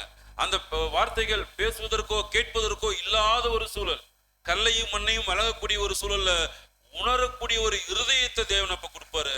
அப்ப அவர்களுக்குள்ளாக இருக்கக்கூடிய அழுக்குகளை எல்லாம், அந்த களிம்புகளை எல்லாம் ஒரு அக்கினிக்குள்ள போட்டு எப்படி வெளியே எடுக்க முடியுமோ அந்த மாதிரி ஒரு சூழல்ல எல்லா ஜனங்கள் மத்தியில இருந்து அங்க பாக்குறோம் சகோதரர்களே, அசுத்தத்தை நீக்குவார். தேவனுடைய கை அங்க எப்ப ஆதரவா இருக்குன்னா, வார்த்தை கேட்டு பண்ணும். பாபிலோன் தேசத்துக்கு அகதிகளாக அடிமையிலாக போ, அங்க நான் என்னுடைய கை உனக்கு ஆதரவா இருக்குன்னு சொன்னார், செய்து காண்பிச்சார். எசேக்கியேல் ஜனங்கள் மத்தியில ஆதரவு கிடைச்சிச்சு. ஆனா இவர்கள் தங்களுடைய தேசத்திலே இருக்கும் பொழுது தேவனுடைய கைக்கு விரோதமாக அவர்கள் இருக்க முடியுமே தவிர தேவன் அங்க சுத்தம் பண்ணக்கூடிய ப்ராசஸ்ல அங்க போக மாட்டார். புறஜாதிகளுக்கு மத்தியில சிதறடிக்கப்பட்ட பிறகு 3வது அட்டாக்கு பிறகு அவர்கள் பார்க்கிறோம், அங்க ஒரு முற்றிலுமாக ஒரு அங்க சுத்தமாகக்கூடிய ஒரு சூழல்ல அங்க தேவன் கொண்டு வந்து நிறுத்திடுவாங்க. ஆக எசனியா பெலத்தியாவும் தவறான சத்தியங்கள் மூலமாக ஜனங்களுடைய மனதுக்குள்ள களிம்பு அதிகமா கொண்டு வந்துட்டாங்க. மனநிலைமை அந்த ஒரு களிம்பு போல, கசடு போல மனநிலைமை மாற்றப்பட்டது யாரால்னா எசனியா பெலத்தியாவால். அவர்களுக்கு அழிவு. ஆனா ஜனங்களுக்கு அங்க பார்க்கிறோம், புறஜாதிகள் மத்தியில சிதறடிக்கப்பட்ட பிறகு அவர்களுடைய இருதயத்தில் கூடிய களிம்பையெல்லாம் எடுத்து அங்க சுத்தப்படுத்தி எசேக்கியேல் 22:16 வாசிக்கலாம். எசேக்கியேல் 22ஆம் அதிகாரம் 16ஆம் வசனம். நீ புறஜாதிகளின் கண்களுக்கு முன்பாக பரிசுத்த குலைச்சலாய் இருந்து நான் கர்த்தர் என்று அறிந்து கொள்வாய் என்று சொல் என்றார். புறஜாதிகள் மத்தியில் சிதறடிக்கப்பட்டா எப்படி சுத்தமாவாங்க அப்படின்னா, ஒரு பெரிய தேசம், ஒரு இந்திய தேசம் வச்சுங்க. இந்திய தேசத்துல, இந்தியாவுல இந்த ஒரு 3வது அட்டாக்ல சிதறடிக்கப்பட்ட யூத ஜனங்கள் ஒரு 50 பேர் வராங்கன்னா, இங்க வந்து என்ன பண்ண முடியும்? இந்தியாவுக்குள்ள அவர்கள் வந்த பிறகு நியாயப்பிரமாணத்தை ஃபாலோ பண்ண முடியுமா? அங்க தேவனுடைய தீர்க்கதரிசிகளை பார்க்க முடியுமா? அவர்கள் கூடுகிற ஆராதனைகளை கலந்து கொள்ள முடியுமா? லேவியர்கள் இருக்கிறாங்கன்னு கண்டுபிடிக்க முடியுமா? பலி செலுத்த முடியுமா? எதுவுமே செலுத்த முடியாது. அரைகுறையாக செய்து கொண்டிருந்த விஷயங்கள் கூட செய்ய முடியாத ஒரு சூழல்ல ஒரு ஊருக்குள்ள, இந்தியாவுக்குள்ள வந்து யூதர்கள் தனியாக ஒரு பாரம்பரியத்தையும் ஒரு தொழுது கொள்ளும் முறையும் ஆரம்பிச்சாங்கன்னா பெரிய சவால்களை சந்திக்க வேண்டியது இருக்கும். உலகம் முழுவதும் சிதறடிக்கப்பட்ட யூத ஜனங்கள் தங்களுடைய முறைமையை செய்ய முடியாத அளவுக்கு தான் கஷ்டப்பட்டாங்க. யாருமே ஒரு முழு மனதோடு செய்யவே முடியல. போன இடங்கள் எல்லா இடங்கள்லையுமே அங்க அடி, வேதனை, துரத்துதல் இதுதான் நடந்துச்சே தவிர அந்த நியாயப்பிரமாணத்தின் முறைகளை அவங்க ஃபாலோ பண்ணவே முடியல. இந்த மாதிரி ஒரு சூழல்ல உண்மையான தேவனை வணங்க முடியாத, கேட்க முடியாத, பார்க்க முடியாத, தேவனுடைய மனுஷர்களை சந்திக்க முடியாத ஒரு சூழல் வரும் பொழுதுதான், அந்த ஒரு சூழலை தான் பார்க்கிறோம் சகோதரன் சகோதரர்களே. அங்க எல்லா ஜனங்களும் தேவனுக்கு நீ துரோகம் பண்ணிட்ட, தேவனுடைய துரோகிகள் நீ என்றெல்லாம் சொல்லும் பொழுதெல்லாம் அப்பதான் அவங்க புரிஞ்சுக்குவாங்க பரிசுத்த குலைச்சலாக்கினவங்க. ஆனா அந்த ஒரு இறுதியில தேவனை புரிந்து கொள்வார்கள். இதே விஷயம் உபாகமத்துல நியாயப்பிரமாணத்திலே தேவன் சொல்லி இருக்கிறாங்க. வாசிக்கலாம், உபாகமம் 4ஆம் அதிகாரம் 27 இருந்து சில வசன பகுதியில் வாசிக்கலாம். உபாகமம் 4ஆம் அதிகாரம் வசனங்கள் 27 முதல். கர்த்தர் உங்களை புறஜாதிகளுக்குள்ளே சிதற அடிப்பார். கர்த்தர் உங்களை கொண்டு போய் விட போகிற ஜாதிகளிடத்திலே கொஞ்ச ஜனங்களாய் மீந்திருப்பீர்கள். அங்கே காணாமலும் கேளாமலும் சாப்பிடாமலும் முகராமலும் இருக்கிற மரமும் கல்லுமான மனுஷர் கைவேலையாகிய தேவர்களை சேவிப்பீர்கள். அப்பொழுது அங்கே இருந்து உன் தேவனாகிய கர்த்தரை தேடுவாய். உன் முழு இருதயத்தோடும் உன் முழு ஆத்மாவோடும் அவரை தேடும் போது அவரை கண்டடைவாய். இருக்கும்போது தெரியல, இருக்கும்போது தேவனுடைய அருமை தெரியல, தேவனுடைய தீர்க்கதரிசிகளுடைய அந்த ஒரு மகத்துவம் தெரியல, வார்த்தைகளுடைய ஆழம் புரியல. ஆனா இல்லாத பொழுது வேற தேசத்துல அடிமைகளாக இருக்கும் பொழுது பார்க்கிறோம் சகோதரன் சகோதரர்களே. அங்க பார்க்கும்போது அங்கே இருந்து உன் தேவனாகிய கர்த்தரை தேடுவாய், உன் முழு இருதயத்தோடும் முழு ஆத்மாவோடும் அவரை தேடும் பொழுது கண்டடைவாய். இப்ப தேடக்கூடிய வாய்ப்பு யூத ஜனங்களுக்கு இருக்கு. எரேமியா பேசிட்டு இருக்கார், எசேக்கியேலுடைய வார்த்தைகள் போயிட்டு இருக்கு. ஆனா காது கொடுக்க மனதில்ல. விக்கிரக ஆராதனைக்கு போய் அங்க போய் கலந்துட்டு இருந்தாங்க. ஆனா புறஜாதி தேசங்களை சிதறடிக்கப்பட்ட பிறகு கண்ணு கட்டின இடம் எல்லாமே விக்கிரகங்கள், பார்க்கிற எல்லாமே கண் அந்த மலைக்கும் கல்லுக்கும் அவங்க பலி செலுத்தி கொண்டு இருக்கும் பொழுது அதன் மத்தியில அப்பதான் ஒரு உணர்வு வரும். அந்த உணர்வு வரும் பொழுதுதான் தேசத்துல ஒருவர் இருவர் மூவராக இருக்கும் பொழுது கண்டிப்பாக மண்ணைத்தான் கும்பிடணும், கல்லைத்தான் கும்பிடக்கூடிய ஒரு சூழல்ல, விக்கிரகங்களை தான் கும்பிட வேண்டிய சூழல்ல, கேலி செய்யக்கூடிய ஒரு பரியாசம் செய்யக்கூடிய ஒரு சூழல்ல யூத ஜனங்கள் இருக்கும் பொழுதுதான் எல்லாரும் கேலி பண்ணுகிற இடத்துல அப்ப தேடுவ உண்மையான தேவனை தேடி என்னை கண்டடைவாய் அப்படின்ட்டு தேவன் அங்க சொல்லுகிறத பார்க்கிறோம் சகோதரன் சொல்லி. இருக்கும்போது எதுவுமே அவங்க பெருசா தோணாதுங்கிறத பாக்குறோம் இல்லைங்களா. நம்ம உதாரணத்துக்கு மாம்சத்திலே பார்க்கலாம். நம்முடைய தகப்பன் தாய் இருக்கிற வரைக்கும் அவருடைய அந்த விஷயங்கள் நமக்கு பெருசா தெரியாது. எப்படா போவாங்க இப்படிதான் ஒரு பெரும்பாலானுடைய சிந்தனைகள் இருக்கும். என்னடா பெரிய தொந்தரவா இருக்கு வீட்டுல பெரியவங்களை வச்சுக்கிட்டு, எங்கேயாவது போயிட்டா பரவாயில்லையே தோணும். ஆனா இருக்கிற வரைக்கும் அவருடைய அருமை தெரியாது. அவர்கள் போன பிறகுதான் பார்க்கிறோம் மிகப்பெரிய வேதனைக்குள்ளாக, மிகப்பெரிய ஒரு அறியாமை இருள்ல இருந்து வெளிவந்ததாக அப்பதான் ஒரு உணர்வே கிடைக்கும். இப்படியாகத்தான் பார்க்கிறோம் பிதாவாகிய தேவனும் அவருடைய தீர்க்கதரிசிகளும் கூடவே இருந்து வழி நடத்தும் போது உணராதவர்கள் அவர் புறஜாதி மத்தியில சிதறடிக்கப்பட்ட பிறகு அவருடைய வாசம், அவருடைய அந்த சூழல் எதுவுமே கண்ணுக்கு தெரியாத பொழுது அப்ப தேடுவாங்க, முழு மனதோடு தேடுவாங்க, அப்பொழுது கண்டடைவார்கள் அப்படின்ட்டு அங்க தேவன் அங்க சொல்லுகிறத பார்க்கிறோம் சகோதரன் சகோதரர்களே. ஆக இந்த ஒரு அப்பாவி ஜனங்கள் அங்க எசனியா பெலத்தியா போன்ற கள்ளத்திற்கசில் மூலமாக தேவனுக்கு எதிராக போகும் பொழுது தேவன் என்ன சொல்றாருன்னா, நான் உன்னை என்ன பண்றேன், சரி செய்யறேன். உன்னை இப்படியாக மாற்றின அந்த கள்ளத்திற்கதரிசிகளுக்கும் அதிபதிகளுக்கும் நான் கை கொட்டுகிறேன், அதாவது என்னன்னா அழித்து விடுகிறேன் அப்படின்ட்டு தேவன் அங்க சொல்லுகிறத பார்க்கிறோம் சகோதரன் சகோதரர்களே. ஆக எங்கெல்லாம் இவர்கள் சிதறடிக்கப்பட்டார்கள், எங்கெல்லாம் புறஜாதியின் மத்தியில இவர்கள் போகக்கூடிய வாய்ப்பு கிடைச்சிச்சு அப்படின்னா வசனத்துல உபாகமத்துல பழைய ஏற்பாடு காலத்துல சொல்லப்பட்ட விஷயம் வாசிக்கலாம். உபாகமம் 28ஆம் அதிகாரம் 64வது வசனம் வாசிக்கலாம். உபாகமம் 28ஆம் அதிகாரம் 64ஆம் வசனம். கர்த்தர் உன்னை பூமியின் ஒரு முனை துவக்கி பூமியின் மறுமுனை மட்டும் இருக்கிற எல்லா ஜனங்களுக்குள்ளும் சிதற அடிப்பார். அங்கே நீயும் உன் பிதாக்களும் அறியாத மரமும் கல்லுமான அந்நிய தேவர்களை சேவிப்பாய். ஒரு முனை தொடங்கி மறுமுனை மட்டும் பூமியினுடைய எல்லா பகுதிகளிலுமே இந்த யூத ஜனங்கள் அங்க சிதறடிக்கப்பட போறாங்க. அங்க இருக்கக்கூடிய அந்நிய தேவர்களை அங்க சேவிக்க போறாங்க. வேற வழியே இல்லை. அங்க கூடிய விக்கிரகங்களுக்கு இவங்க பணிஞ்சுதான் இல்லைன்னா அந்த ஊருக்குள்ள இருக்க முடியாது. ஒருவருடைய நாமங்கள் அங்க பரியாசம் பண்ணப்பட்டு பிதாவாகிய தேவனை பரிசுத்த குலைச்சலாக்குகிற ஒரு சூழலுக்குள்ள கொண்டு போகக்கூடிய ஒரு சூழல் கடைசியில் அங்க பார்க்கும் பொழுது அங்க என்ன பண்ணிடுவாங்கன்னா தேவனை அவங்க புரிந்து கொள்வாங்கிறத பார்க்கிறோம் சகோதரன் சகோதரர்களே. இந்த ஒரு அப்பாவி ஜனங்கள் கள்ள தீர்க்கதரிசியுடைய கைகளில் மாட்டி தேவன் மீண்டுமாக அவர்களை அந்த களத்திற்கு சில அழித்து ஜனங்களை பரிசுத்த குலைச்சர அந்த அவர்களை பரிசுத்தம் பண்ணுகிற ப்ராசஸ் தேவன் அங்க கேர் எடுக்கிறாங்க. தீர்க்கதரிசிகளையும் அதிபதிகளையும் கை கொட்டுகிறார், அதாவது கொன்று விடுகிறார், ஜனங்களை சுத்தம் பண்றார். இதான் நம்ம ஒரு நிலையில பார்த்தோம். இது அப்படியே நம்ம பொருள்ல இன்றைக்கு கிறிஸ்தவ நிலத்துல இப்படிப்பட்ட ஒரு சூழல் அங்க பார்க்கும் பொழுது மகா பாபிலோன்ல இருக்கிற ஜனங்களுக்கு தேவன் யார் என்று தெரியாது. தேவன் யார் என்று மகா பாபிலோன்ல இருக்கிற ஜனங்களுக்கு தெரியாததற்கு யார் காரணம்? எசனியா, பெலத்தியா போன்ற இன்று காணப்படுகிறதான அந்த ஒரு கள்ள தீர்க்கதரிசிகள் தான் காரணம். தேவன் யார் என்று கிறிஸ்துவ மண்டலத்துக்கு தெரியாமல் இருப்பதற்கு என்ன காரணம் அப்படின்னா, மிகப்பெரிய ஒரு செல்வ போக்காக, செல்வ செழிப்பாக இவர்கள் இருக்கிறாங்க. மிகப்பெரிய செல்வ செழிப்பு. ஜனங்கள் என்ன பண்ணிடுறாங்க, அதுல பார்த்து மயங்கிடுறாங்க. அநேக ஸ்கூல், அநேக காலேஜஸ், ஹாஸ்பிட்டல்ஸ், நிறைய இந்த மாதிரி பொது சேவை நிறுவனங்கள் அவங்க ஆரம்பிச்சு ஜனங்கள் மத்தியில வசியப்படுத்தி தேவனை தேடுகிறத விட போதும் திருப்தி ஆயிட்டேங்கிற எண்ணத்தை என்ன பண்ணீங்கன்னா விதைச்சிடறாங்க. இதை குறித்து கூட வெளிப்படுத்தல் அப்போஸ்தலன் யோவான் கண்ட தரிசனத்துல சில வசன பகுதியில் பார்க்கும் பொழுது, வெளிப்படுத்தல் 18ஆம் அதிகாரம் 7 இருந்து சில வசன பகுதியில் வாசிக்கலாம். வெளிப்படுத்தல் 18ஆம் அதிகாரம் வசனங்கள் 7 முதல். அவள் தன்னை மகிமைப்படுத்தி செல்வ செருக்காய் வாழ்ந்தது எவ்வளவோ அவ்வளவாய் வாதையையும் துக்கத்தையும் அவளுக்கு கொடுங்கள்.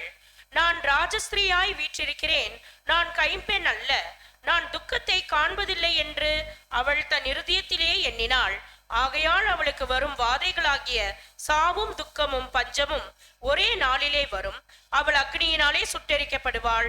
அவளுக்கு நியாய தீர்ப்பு கொடுக்கும் தேவனாகிய கர்த்தர் வல்லமையுள்ளவர். அவளுடனே சுவேசித்தனம் செய்து செல்வ செருக்காய் வாழ்ந்த பூமியின் ராஜாக்களும் அவள் வேகிறதினால் உண்டான புகையை காணும் போது அவளுக்காக அழுது புலம்பி அவளுக்கு உண்டான வாதையினால் பயந்து தூரத்திலே நின்று பார்க்கிறோம். சகோதரர்களே, நீங்க கேரளா பக்கம் போய் பார்த்தீங்கன்னா தெரியும், தெருகு அந்த ஒரு போப் மார்க்கம் கோயில் கட்டியிருப்பாங்க. அது அந்த கோயில் பார்த்தீங்கன்னா அந்த விளக்குகளால பயங்கரமா ஜோடிச்சிருப்பாங்க. பயங்கரமா இருக்கும். ரொம்ப ஹைட் அந்த கோபுரங்கள்லாம் கட்டி எங்க பார்த்தாலுமே அதுதான் இருக்கும். அந்த ஒரு சூழல் இன்றைக்கு பார்க்குறோம் இல்லைங்களா மகா பாபிலோன்ல. இன்னைக்கு பார்க்குற எல்லா டிவி சேனல்லையுமே வந்துட்டாங்க. அவங்க என்னென்ன பிரிவு இருக்கிறாங்களோ எல்லா பிரிவும், ஆர்சிக்கு ஒரு 2-3 சேனல், பெண்டிகாஸ்டுக்கு ஒரு 4-5 சேனல்ஸ், எல்லாருமே அவங்க காசு இருக்கிறவங்களும் என்ன பண்ணிட்டாங்கன்னா ஒவ்வொரு சேனல் ஆரம்பிச்சிட்டாங்க. எல்லா இடத்துலையும் வியாபித்துட்டாங்க. இன்னைக்கு வியாபித்து பெருவெள்ளத்தில் போல அவங்க என்ன பண்றாங்க, இன்னைக்கு பரவி இருக்கிறாங்க. ஜனங்களை எல்லாம் அப்பாவி ஜனங்கள், அவர்கள் மத்தியில் இருக்கக்கூடிய ஜனங்கள் அப்பாவி ஜனங்கள். இவருடைய நோக்கம் மணி. ஜனங்களிடம் வந்து எப்படியாவது என்ன பண்ணுங்க, பணத்தை வாங்குங்கிற ஒரே ஒரு குறிக்கோள் தான் பார்க்கிறோம். சகோதரர்களே, இன்றைக்கு ஏசுன்ட்டு இந்த பக்கம் காசுன்னு வாங்கிட்டு இருக்கிறாங்க. காசு இல்லாம ஒரு ஆசீர்வாதம் பெற்றுக்கொள்ள முடியாது. காசு இல்லாம சர்ச்சுக்கே போக முடியாது. ஏழை வசதி இல்லைன்னா பின்னாடி தான் உட்காரணும். வசதியாகிறவங்களுக்கு முதல் மரியாதை. சபைகள்ல, பெயர் சபைகள்ல காணப்படுகிற அநியாயம், அட்டூழியம், அக்கிரமங்கள் இவைகள் எல்லாம் இல்லைங்களா. அந்த ஒரு சூழல் இன்னைக்கு பார்க்கிறோம். சகோதரர்களே, எல்லா டிவிலையும் வந்துட்டாங்க. ஒரு போன வாரம்லாம் பார்த்துருப்போம் இல்லைங்களா, நியூ இயர் அந்த ஒரு டிசம்பர் 25 அவர்கள் சொல்லுகிற அந்த ஒரு கிறிஸ்து பிறந்த நாள் என்று அவர்கள் ஆலயங்கள்ல அவர்கள் செய்கிற செலவு எத்தனை லட்சம் செலவு பண்றாங்க. அனாவசியமா செலவு பண்றாங்க. பிரம்மாண்டத்தை காமிக்கிறாங்க. பரலோகமே இங்கதான் இருக்குது, இதுதான் பரலோகத்தினுடைய சூழல் அப்படின்னு என்ன பண்றாங்க. அந்த அளவுக்கு அந்த ஒரு சூழலை பார்க்கிறோம். சகோதரர்களே, போதையை உண்டாக்கி பணத்தை காமிச்சு பொருளாசை நிமித்தமாக இதுதான் சரியான இடம் என்று ஜனங்கள் சிந்திக்கிற ஒரு சூழல்ல கொண்டு வந்து பிதாவாகிய தேவன் கிறிஸ்து யார் என்பதையே மறைத்து அவர்களை அங்க என்ன பண்ற ஒரு மனுஷனை முன்பாக வைத்து ஒரு சூழல்ல கொண்டு போயிட்டு பார்க்கிறோம். சகோதரர்களே, எவ்வளவாய் இந்த அமைப்பு, இந்த ஒரு மகா பாபிலோன் செல்வ செருக்காய் வாழ்ந்ததோ அவ்வளவாய் அவளுக்கு வாதையையும் துக்கத்தையும் கொடுங்கள். அவளுக்கு வரக்கூடிய வாதைகள் அந்த ஒரு சாவு, துக்கம், பஞ்சம் அங்க பார்க்கும் பொழுது சடிதியாய் வரக்கூடிய ஒரு சூழல். அழிவு நிச்சயம். இந்த அளவுக்கு ஒரு பொருளாசை நிமித்தமாக இன்றைக்கு பார்க்கிறோம். ஜனங்களுடைய மனங்களை அந்த ஒரு மயக்கி வசியப்படுத்தி சத்தியம் என்ன என்பதே அறியாம இன்னைக்கு வரைக்கும் வச்சிருக்கிறாங்க. இதெல்லாம் பார்க்கிறோம். தேவன் அங்க ஒரு அருவருப்பாக அங்க பார்க்கிறோம். சகோதரன், இது மாத்திரமல்ல, இவர்கள் மத்தியில இருக்கக்கூடிய அந்த செல்வத்தை பார்த்து உலக ராஜ்ய தலைவர்கள் அவங்க வந்து தொடர்பு கொள்றாங்க. நம்ம ஊர்ல கம்மி தான். நம்ம ஊர்ல எப்படி பண்றாங்கன்னா, நம்ம புறஜாதி அந்த ஒரு மடங்கள்ல போய் கோடிக்கணக்கில் பணத்தை இறக்கி வச்சிடறாங்க. அந்த மாதிரி இங்க பண்றாங்க. ஆனா யூரோப்பியன்ஸ் கண்ட்ரீஸ்ல பார்த்துட்டீங்கன்னா பெரிய பெரிய ஊழல்வாதிகள், அரசியல்வாதிகள் எல்லாமே பணத்தை கொண்டு போய் சர்ச்சில் கொடுக்குறாங்க. 50 கோடி 100 கோடி கொடுத்து அங்க என்ன பண்றாங்கன்னா பாதிக்கு வந்து அந்த ஒரு டாக்ஸ் கிளியர் பண்றதுக்கு ரிசிப்ட் வாங்கிக்கிறாங்க. ஸோ கள்ள பணங்கள் எல்லாம் வெள்ளை பணமாக மாறுகிறது எதன் மூலம் அப்படின்னா சர்ச்சஸ் மூலம். யூரோப்பியன்ஸ்ல இதுதான் நடக்குது. அப்படியே பணத்தை மாத்திக்கிறாங்க. ஏன்னா சர்ச்சஸ்க்கு என்னன்னா டாக்ஸ் இல்லை, அந்த ஒரு ஊழியர்கள் செய்கிற இடத்துல டாக்ஸ் கிடையாதுங்கிறதுனால இப்படியாக செல்வ செருக்காய் இவளோடு இருக்கிறதுனால உலக ராஜாக்களும் என்ன பண்றாங்கன்னா இவளோடு வேசித்தனம் பண்ணக்கூடிய ஒரு சூழல்ல ஒரு அருவருப்புக்கு காரணமாக அவங்க இருந்துட்டாங்க. ஸோ அந்த பணத்துக்கு தேவன் பார்த்துட்டாங்க. என்ன சொல்றாருன்னா பணத்துக்கு அடிமையாயிராதீங்க. ஏன்னா பணம் தான் பார்க்குறோம் மிகப்பெரிய அக்கிரமத்திற்கு ஒரு ஆணிவேராக இருக்கு. வேறொரு அக்கிரமம் செய்வதற்கோ அநியாய சிந்தனைகள் உள்ள வருவதற்கு முதற் காரணமே இந்த ஒரு பொருளாசை, பண ஆசை. இது யூத ஜனங்கள் மத்தியில் இருந்த எசனியா பெலத்தியாக்கு இருந்தது நிமித்தமாக தான் ஜனங்களை மோசம் போக்கினாங்க. தேவனை யார் என்று தெரியாம, தேவனுடைய திட்டம் என்ன என்பதை புரிந்து கொள்ளாம நெபுகாத்நேச்சர் வரப்போறாருங்கிறத மறைச்சிட்டாங்க. இன்றைக்கு இருக்கக்கூடிய கிறிஸ்துவ மண்டலத்துல பொருளாசை நிமித்தமாகத்தான் பிதாவாகி தேவன் கிறிஸ்து யார் என்கிற அந்த ஒரு உண்மையை அவர்களும் புரிஞ்சுக்கல, ஜனங்களையும் புரிந்து கொள்ள விடுகிறதில்லை. சாத்தானுடைய ஜெயிலிருந்து வெளியே வருதுங்கிறது அவ்வளவு ஒரு எளிதான விஷயம் அல்ல, மிக கடினமான விஷயம். அப்படியாக நம்முடைய அறுவடை ஊழியங்கள்ல எடுத்துக்கொண்டு வரக்கூடிய ஜெயிலிருந்து வெளியே எடுத்துக்கொண்டு வந்தாலும் கூட சில நேரங்கள்ல சில மணிகள் மீண்டுமாக என்ன பண்ணிடுது, எங்களுக்கு ஜெயில் தான் பிடிச்சிருக்கு அப்படின்ட்டு விடுதலையை விரும்பாமல் மீண்டுமாக அந்த ஒரு அந்தகார கட்டுக்குள்ள போகிறதையும் நம்ம பார்க்கிறோம் இல்லைங்களா. இதுக்கெல்லாம் காரணம் என்னன்னா பண ஆசை. பணம் இன்னைக்கு பெயர் சபைகள் இன்னைக்கு போய் ஒருத்தர் சேரணும் அப்படின்னா வேலை வாங்கி கொடுக்கறது, பணம் கொடுக்கறது, உதவி செய்கிறது, அநேக காரியங்கள் பண்றாங்க. இங்க நம்ம அப்படி பண்றது இல்லை. ஒரு சகோதரர் இங்க வந்து வர்றதுக்கோசரம் நம்ம வந்து வேலை வாங்கி தரோம், காசு தரோம், வாங்க உங்க பிள்ளைகளுக்கு கல்யாணம் பண்ணி வைக்கிறோம், அப்படி யாரும் இங்க வாக்குறுதி கொடுக்கறது கிடையாது. விரும்பினால், விருப்பம் இருந்தா சிலுவை தூக்கு, விருப்பம் இல்லாம என்ன பண்ணிடாத. இது சிலுவை சுமக்கிற ஒரு விஷயம், கடினமான ஒரு முள்ளுள்ள பாதையில் நடக்கிற ஒரு பாதை. இதெல்லாம் நம்ம சொல்லிதான் கூப்பிடுறோம். யாரையாவது கைப்பிடிச்சிங்க கட்டாயப்படுத்தி உட்கார வச்சுக்கிறாங்களா, நீங்க வந்துதான் ஆகணும் இந்த இடத்துல அப்படின்னு யாருமே அப்படி வந்திருக்க முடியாது. சுயமாக நாம வந்திருக்கிறோம். ஆனா கிறிஸ்துவ மண்டலத்துல பார்க்கும்போது சகோதரன் சோர்களே, அந்த பணத்துக்கு அடிமையாக்கி சத்தியத்தை தெரியாத ஒரு சூழலம் கடந்து போயிட்டாங்க. வேதம் சொல்லுகிறது தேவனுடைய பிள்ளை கிறிஸ்துவனுடைய மனவாட்டி வகுப்பார் ஒரு கிறிஸ்துவன் எப்படிப்பட்ட ஒரு வாழ்க்கை வாழணும், எப்படிப்பட்ட ஒரு சூழல் அவனுடைய ஜீவியம் கடந்து போக வேண்டும் அப்படின்னா வாசிங்க ஏசாயா 33ஆம் அதிகாரம் 15 மற்றும் 16 வசனங்கள் வாசிக்கலாம். ஏசாயா 33ஆம் அதிகாரம் 15 மற்றும் 16 வசனங்கள்.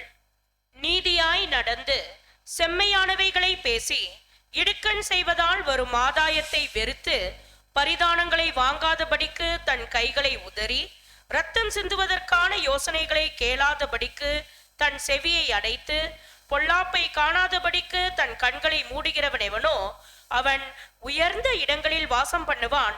கண்மலைகளின் அரண்கள் அவனுடைய உயர்ந்த அடைக்கலமாகும். அவன் அப்பம் அவனுக்கு கொடுக்கப்படும், அவன் தண்ணீர் அவனுக்கு நிச்சயமாய் கிடைக்கும்.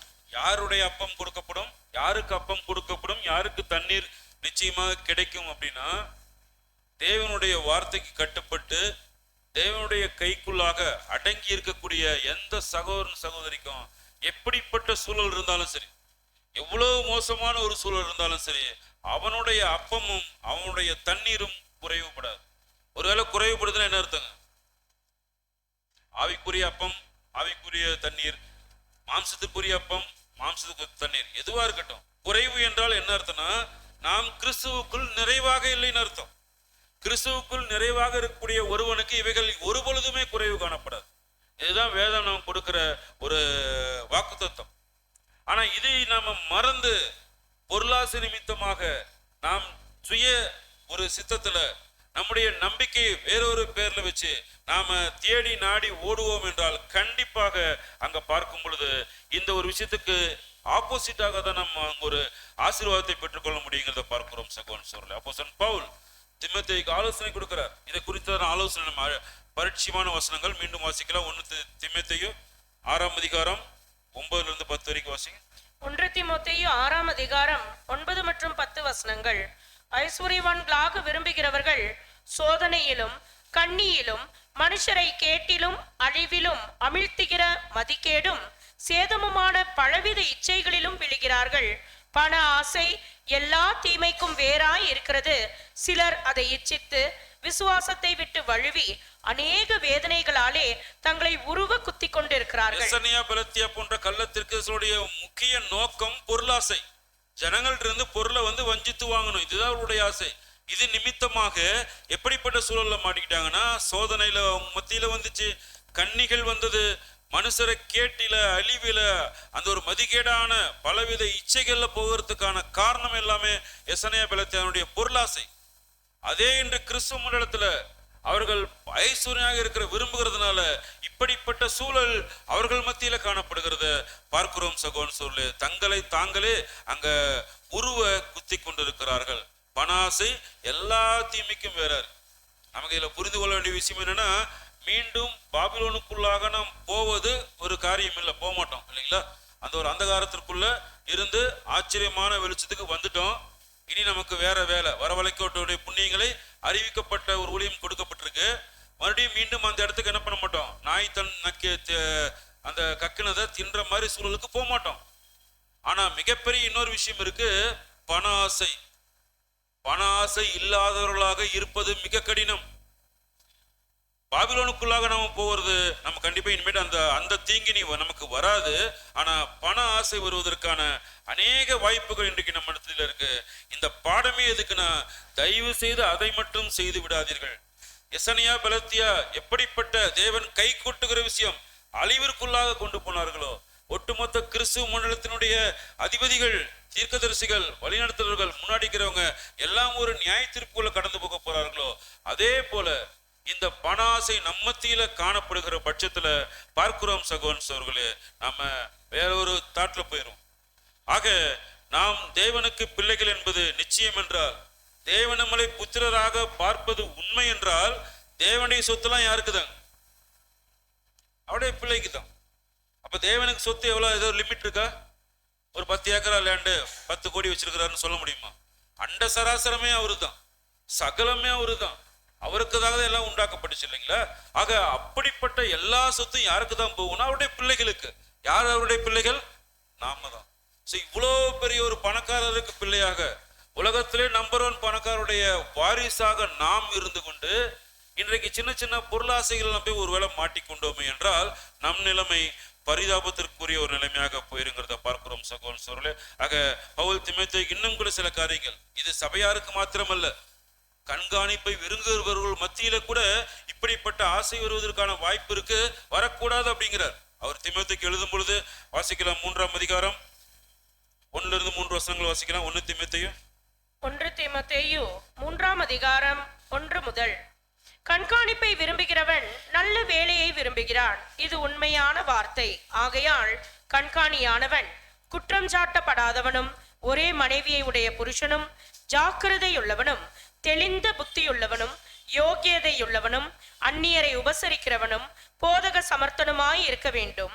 அவன் மதுபான பிரியனும், அடிக்கிறவனும், இழிவான ஆதாயத்தை இச்சிக்கிறவனுமாய் இராமல் பொறுமையுள்ளவனும், சண்டை பண்ணாதவனும், பண ஆசை இல்லாதவனுமாய் இருந்து. இச்சை, ஆசை இவைகள் எல்லாமே அதிகம் நம்மிடத்துல வருவதற்கான வாய்ப்பு. நம்ம மத்தியில கர்ஜிக்கிற சிங்கம் போல எதுக்கு இருக்கிறாங்க? வகை தேடி அலைந்து கொண்டிருக்கிறான். என்ன வகை? வகைன்னு என்ன? வகை தேடி அலைந்து கொண்டிருக்கிறார்னா அது என்ன வகை புரிஞ்சிருக்கு? வகைன்னு என்ன? ஏற்கனவே நமக்குள்ள ஒரு பலவீனம் இருந்திருக்கும். ஏற்கனவே அதெல்லாம் என்ன பண்ணியிருப்போம், புதைச்சிட்டு நம்ம வந்திருப்போம். அந்த ஏற்கனவே நமக்குள்ள இருந்த அந்த ஒரு தவறான ஒரு சிந்தனை, பொருளாசை, பணத்தின் மீதான ஆசை இப்ப இருக்காது. ஆனா அதை மீண்டும் நினைக்கக்கூடிய ஒரு சூழலை உருவாக்கும். அந்த பண ஆசை, பணம் சம்பாதிக்கணும் அப்படிங்கிற ஒரு சூழல் மீண்டுமாக உள்ள ஏற்கனவே இருந்த புதைக்கப்பட்ட அந்த விஷயத்தை தோண்டி எடுப்போம். எடுக்கும் பொழுது நாம பார்க்கிறோமா இல்லையா, அந்த சிந்தனையை நாம அசை போடுகிறோமா இல்லையா, அதுதான் வகை. அந்த வகை நம்மகிட்ட இருக்கக்கூடிய அந்த பழைய விஷயத்தை தேடி கண்டுபிடிச்சு வெயிட் பண்ணுவோம். கரெக்டா நம்ம அந்த எப்படியாவது சம்பாதிக்கணும், ஒரு 5000 மாசம் இருந்தா பரவாயில்ல என்கிற எண்ணம் வந்துருச்சுனாவே என்ன ஆயிடுச்சு, ரெடி ஆயிரும். கர்ஜிக்கிற சிங்கம் போல எவனை விழுங்கலாமோ எதுல? பொருளாசையில. இன்றைக்கு சபையார் மத்தியில, சகோதரர்கள் மத்தியில அந்த ஒரு ஆசை இச்சைக்கு அநேகர் மாட்டிக்கொள்கிறத பார்க்கிறோம் சகோதரர்களே. ஆக நாம் பார்க்கும் பொழுது சகோதரர்களே, ஆசை இச்சை இதெல்லாம் என்னன்னா, அங்க ஒரு பார்க்கறதெல்லாம் என்னது அப்படின்னு நினைக்கிற ஒரு சூழல். அது இருந்தா என்கிட்ட பரவாயில்லையே, சகோதரர் இந்த போன் வச்சிருக்காரு என்கிட்ட இருந்தா பரவாயில்லையே, சகோதரி இந்த பைக் வச்சிருக்காரு, சகோதரி இந்த நெக்லஸ் போட்டிருக்காங்க, ஏன் அது வாங்கினா பரவாயில்லையே. இந்த ஆசை இச்சை எங்க போய் விடும் அப்படின்னா உடனே போயிடாது. அது வேறொரு சிந்தனையை கொண்டு வரும். அந்த வேறொரு சிந்தனை கண்டிப்பா நல்ல விஷயமா இருக்காது. அது ஒரு கேடு நிறைந்த ஒரு சிந்தனையா இருக்கும், தவறான ஒரு சிந்தனையா இருக்கும், அக்கிரமத்தை கொண்டு போய் விட்டுரும். ஆசை இச்சையினுடைய முடிவு, அதனுடைய முடிவு மரணத்தினுடைய வழிகளாகத்தான் கண்டிப்பாக இருக்குங்கிறத பார்க்கிறோம் சகோதரன். சொல்லு, ஒரு மனுஷனுக்கு ஆசை வந்துச்சுன்னா எப்படியும் அடைஞ்சு திருவேன்னு ஒரு முயற்சி செய்வான். அந்த முயற்சி கண்டிப்பாக அருவருப்பாகத்தான் இருக்குங்கிறத தேவன் சுட்டி காட்டுறத பார்க்கிறோம் சகோதரன். சொல்லு, ஸோ பண ஆசை இல்லாமல் இருந்து ஐஸ்வர்யங்களாக விரும்பணும். எதுல ஐஸ்வர்யமாகணும்? சத்தியத்துல, தேவனுடைய பார்வையில் நம்ம ஐஸ்வர்யமாகணும்.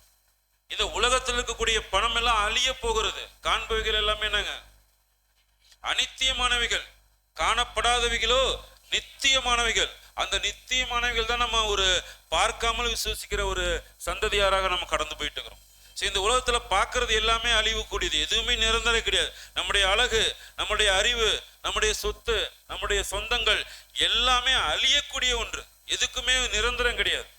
ஆனா நிரந்தரம் ஒன்று இருக்கு, அழியாமை, சாகாமை, நித்திய ஜீவன், தேவனுடைய ஆசீர்வாதம், யுகாயுகத்து கடந்தப்பட்ட காரியங்கள் எல்லாமே இனி நடக்கல, பார்க்கல, ஆனா அவைகள் எல்லாமே நித்தியமானவைகள் அப்படிங்கிற ஒரு இதுல பார்க்கிறோம் சகோதரர்களே.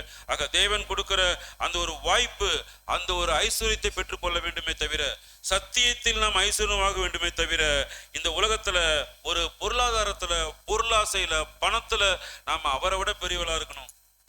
நம்ம பஸ்ல வரோம், சகோதரர் பைக்ல வராரு, கார்ல வேணாம் தேவனே ஒரு பைக்காவது வாங்கி கொடுங்க, அந்த ஆசை கூட நம்ம இடத்துல இருக்கக்கூடாது.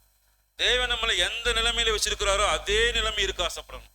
இதுல இருந்து நான் என்ன பண்ணுவேன்? ஜெயம் கொண்டு போக போறாங்க மறுபடியும் முயற்சிக்க வேண்டுமே தவிர, அந்த சகோதரர் மாதிரி தேவனே எனக்கு ஒரு வாய்ப்பு கொடுங்க, எனக்கு ஒரு நல்ல ஒரு பொருளாதாரத்தை கொடுங்க, நானும் உண்மையா இருந்து காட்டுறேன், நான் சனிக்கிழமை ஞாயிற்றுக்கிழமை வேலைக்கு போனாதான் குடும்பத்துல சாப்பிட முடியும், இதெல்லாம் சாக்கு போக்கு சொல்றதுக்கு இங்க இடமில்லை. தேவனை கீழ்ப்படிந்திருந்தால் அவனுடைய அப்பமும் அவனுடைய தண்ணீரும் குறைவுபடாது நம்ம வசனத்துல வாய்ச்சோம். ஆக அது உண்மை என்று விசுவாசிக்கிற பொழுது பணம் நமக்கு ஒரு பெரிய விஷயமே இல்லை. தேவனுடைய கூடுகைகள், அங்க சபை கூடுகை, சபையினுடைய சகோதரர்களுடைய ஒன்னா சேர்ந்து பிரேயர் பண்றாங்க, போயிடணும் உடனே, எவ்வளவு பெரிய வேலையா இருந்தாலும் தூக்கி போட்டு என்ன பண்ணணும், அங்க போய் அந்த ஒரு சூழல், அதுல தான் நம்ம ஐஸ்வர்யமாக வேண்டுமே தவிர, சண்டே ஒரு நாள் போகலன்னா என்ன, போனா நமக்கு டபுள் சேலரி என்று போகிறவர்கள் இல்லைங்களா, அந்த ஒரு சூழல் பார்க்கிறோம், அவங்க மாட்டிக்குவாங்க அப்படிங்கிறத பார்க்கிறோம் சகோதரன். சொல்லு, ஸோ இதை குறித்து பார்க்கும் பொழுது கூட சாலமோன் அவருடைய எழுத்துக்கள்ல மிக அழகாக சொல்றாங்க. என்ன அப்படின்னா, நீதிமொழிகள் 28ஆம் அதிகாரம் 20வது வசனம் வாசிக்கலாம். நீதிமொழிகள் 28ஆம் அதிகாரம் 20ஆம் வசனம். உண்மையுள்ள மனுஷன் பரிபூரண ஆசீர்வாதங்களை பெறுவான், ஐஸ்வர்யவான் ஆகிறதற்கு தீவிரிக்கிறவனோ ஆக்கினைக்கு தப்பான். இருக்கிற வேலையை விட்டு இன்னொரு வேலைக்கு போகிறேன் என்று நினைக்கிறவர்கள், இந்த ஒரு கடைசி காலத்துல சபை முடிகிற ஒரு காலப்பகுதி, மகா உபத்தினுடைய மூகாந்தரங்கள் எல்லாமே தெரிந்து கொண்டிருக்கிற ஒரு காலப்பகுதி, மகா பாபிலோன் அழிவுக்குள் போகிறத நம்ம பார்த்து கொண்டு இருக்கிறோம். 7வது வாதை அவர்கள் மீது பொழிய தயாராக இருக்கு. 6 வாதைகள் முடிந்து 7வது வாதையினுடைய காரணம் மூகாந்தரத்தை பார்த்து கொண்டிருக்கிற இந்த ஒரு கடைசி காலப்பகுதியில ஐஸ்வரனாகும் என்று தீவிரிக்கிறவர்கள் யாரோ அவர்கள் அதிகப்படியான ஒரு ஆக்கினைக்குள்ளாக அவங்க கடந்து போயிருக்கிறத அங்க பதிவு செய்யறத பார்க்கிறோம் சகோதரன். சொல்லு, தாவீது அங்க உணர்வுபூர்வமா பாடினாங்க. என்ன பாடினாங்கன்னா, நான் இளைஞனாக இருந்தேன், முதிர் வயதுலோனும் ஆனேன், ஆனால் இதுவரை ஒரு நீதிமான் அப்பத்திற்காக எங்கேயும் கை நீட்டினதை நான் பார்த்ததில்லைங்கிறார். இவ்வளவு பெரிய ஒரு வார்த்தை, எவ்வளவு பெரிய ஒரு வாக்குத்தத்தம் இல்லைங்களா? சோதனைகள் வராம இல்ல, கண்டிப்பா வரும். சோதனைகள் வராம என்ன பண்ண முடியாது, நம்ம ஜெயம் கொள்ள வகுப்பாராக போக முடியாது. அக்கினி அவசியம். அக்கினி வரும்பொழுது ஏதோ புதுமை அப்படின்னு நினைக்க வேணாம்னு பேதுரு சொல்றாரு இல்லைங்களா? அக்கினி வரணும், வேண்டும். நம்முடைய பிரேயர் என்னங்க? நமக்கு எது ஆசீர்வாதங்கள்? தெய்வன் தருகிற டெஸ்டிங் தான் நமக்கு ஆசீர்வாதங்கள். தேவன் தருகிற சோதனைகள் தான் நமக்கு ஆசீர்வாதங்கள். அதன் மூலமாக தான் பொன்னாக நாம் புடமிட்டு இல்லைங்களா ஜொலிப்புக்குள்ளாக போய் என்ன பண்ணுவோம், ஒரு மகிமைக்குள்ள போக போறோம். இது மறைக்கப்பட்ட சத்தியமாக இன்றைக்கு பேர் சபைகள் இருக்கு. அவர்கள் பொருளை தேடி ஓடுறாங்க, தேவன்கிட்டயே கேட்கிறாங்க, எனக்கு ₹1,00,000 வருமானம் வர மாதிரி வேலை வாங்கி கொடுங்க, நல்ல சம்பளம் வேலை வாங்கி கொடுங்க, நல்ல இடத்துல வரன் பார்த்து கொடுங்க, நல்ல வசதியா இருக்கிற பையனா பாருங்க, வசதியா இருக்கிற பொண்ணா பாருங்க, கவர்மெண்ட் ஜாப் வாங்கி கொடுங்க. அவருடைய எண்ணங்கள் பிரேயர் எல்லாமே இப்படிதான் இருக்கு. பொருளின் அடிப்படையில, பணத்தின் அடிப்படையில தான் பிரேயரே இருக்கு. வீடு கட்டி கொடுங்க, கார் வாங்கி கொடுங்க, எல்லாமே பணத்தின் அடிப்படையில. இது இந்த கூரை கூட தாண்டி போகாது பிரேயர். லூக்கா 10 சொல்றாரு இல்லைங்களா, எதை கேட்டாலும் என்னதான் தருவாருங்க. பரிசுத்தாவியை கொடுப்பது நிச்சயம் அல்லவா அப்படின்னா என்னதான் கேட்கணும், பரிசுத்தாவி மட்டும்தான் கேட்கணும், வேற எதை கேட்டாலுமே கிடைக்காது. ஒரு பலவீனமா இருக்கு, அப்பா உம்முடைய ஆவியை கொடுங்க, ரொம்ப பலவீனமா இருக்கு, மிகப்பெரிய சோதனை, தாங்க முடியாத ஒரு சோதனை, அப்பா உம்முடைய ஆவியை கொடுங்க, இந்த சோதனையை தாண்டறேன். சரீரத்துல, பொருளாதாரத்துல, வேலை செய்கிற இடங்கள்ல, சபைகள்ல அநேக மனக்கசப்புகள், அநேக போராட்டங்கள், உடனே சொல்லணும், அப்பா உம்முடைய ஆவியை கொடுங்க, நான் தாண்டறேன். இதுதான் ஜெபங்களா இருக்கணும். இதை தவிர வேற எதை கேட்டாலுமே அந்த ஜெபங்கள் கூரையை கூட தாண்டி போகாது. ஆக பார்க்கிறோம் சகோதரர்களே, இன்றைக்கு அந்த ஒரு சூழல், ஒரு தாவீது சொல்றாங்க, ஒரு நீதிமான் கூட அப்பத்திற்காக கை நீட்டினதை நான் பார்த்ததே இல்லை அப்படிங்கிறார். ஆக உண்மை உள்ளவன் எவனோ அவன் பரிபூர்ண ஆசீர்வாதங்களை பெற்றுக்கொள்வாங்கிறத பார்க்கிறோம். பாபிலோன்ல இன்னைக்கு பணத்தை மட்டும் வச்சுட்டு வாழ்ந்துட்டு இருக்காங்க, தேவன் யாருன்னு தெரியல. ஜனங்களை ஏமாற்றி பணம் சம்பாதித்து கோடி கோடியாக அவங்க என்ன பண்றாங்கன்னா குமித்து கொண்டிருக்கிறார்கள். தேவன் யாருன்னு தெரியாத ஒரு பஞ்சத்துல போய் மாட்டிக்கிட்டாங்க. தேவனுக்கு எரிச்சல் மூட்டலாமா? அங்க கேட்கிறாரு இல்லைங்களா, 1 கொரிந்தியர் 10:22 வாசிக்கலாம். 1 கொரிந்தியர் 10:22 நாம் கர்த்தருக்கு எரிச்சலை மூட்டலாமா? அவரிலும் நாம் பலவான்களா? சோ பார்க்கிறோம் சகோதரர்களே, அந்த ஒரு சூழல், கர்த்தர் யார் என்று தெரியல, அவங்க செய்யறாங்க. தேவன் ஜனங்களை சீர்படுத்திடுவார், அவர்கள் இருதயத்தில் கூடிய களிம்பை எடுத்து போட்டுருவார். அவளை தப்பா வழி நடத்தின அதிபதிகள், தீர்க்கதரிசிகள் முடிஞ்சு போயிடுவாங்க.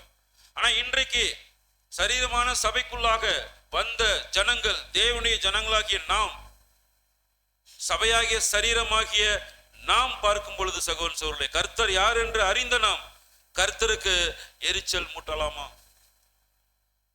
பண ஆசை வேண்டும் என்று ஓடிக்கொண்டிருந்தார் உண்மையுள்ள மனுஷனாக இருக்க முடியுமா? அதிக ஆக்கினைக்குள்ளாக மாட்டிக்கொண்டு எவ்வளவு எச்சரிப்புகள் கொடுக்கப்பட்ட பிறகும் நாம் கர்த்தருக்கு எரிச்சலை மூட்டலாமா? ஆக பார்க்கிறோம் சகோதரர்களே, யூத ஜனங்கள் மத்தியில் நடந்தது இன்னைக்கு கிறிஸ்துவ ஜனங்கள் மத்தியில் நடக்கிறது மிகச்சரியாக பொருத்தி வருவதை பார்க்கிறோம் சகோதரர்களே. எசேக்கியலுக்கு நடக்க போவதை குறிச்ச ஆச்சரியம் நிழல்ல, எசேக்கியல் வகுப்பாராகிய நமக்கு நடந்ததையும் நடந்து கொண்டிருக்கிறதையும் பார்க்கிறதுல மிகப்பெரிய ஆச்சரியம். தேவனுடைய அன்பு பார்க்கிறோம் சகோதரர்களே. ஆக இன்றைக்கு நமக்கு அந்த ஒரு ஆச்சரியங்கள் பார்க்க முடியாத ஒரு சூழல், கிருபை பெற்ற ஜனங்களாக இருக்கிறோம். ஆக இதுதான் பார்க்கிறோம். அங்க ஒரு ஜட்ஜ்மெண்ட் ஆஃப் யூதா, தேவனுடைய கைக்கு விரோதமாக எந்த மனுஷனுடைய கையும் நிற்காது அப்படிங்கிறத நம்ம புரிஞ்சுக்கணுங்கிறத பார்க்கிறோம். எபிரேயர் 10:31 வாசிக்கலாம். எபிரேயர் 10:31 ஜீவனுள்ள தேவனுடைய கைகளில் விழுகிறது பயங்கரமாய் இருக்குமே. தேவனுடைய கைக்கு விரோதமாக ஜனங்கள் போகும் பொழுது அது மிகுந்த ஒரு பயங்கரமான ஒரு சூழல்ல, மிகப்பெரிய ஆக்கினையாக ஒரு சூழல்ல கடந்து போயிடும். மகா பாபிலோனுடைய ஜனங்கள் அப்பாவிகள், மகா பாபிலோனுடைய ஜனங்களை வழிநடத்துகிற அதிபதிகள், தீர்க்கதரிசிகளுக்கு எதிராக தேவன் கை கொட்ட போகிறார், அழிக்க போகிறார்.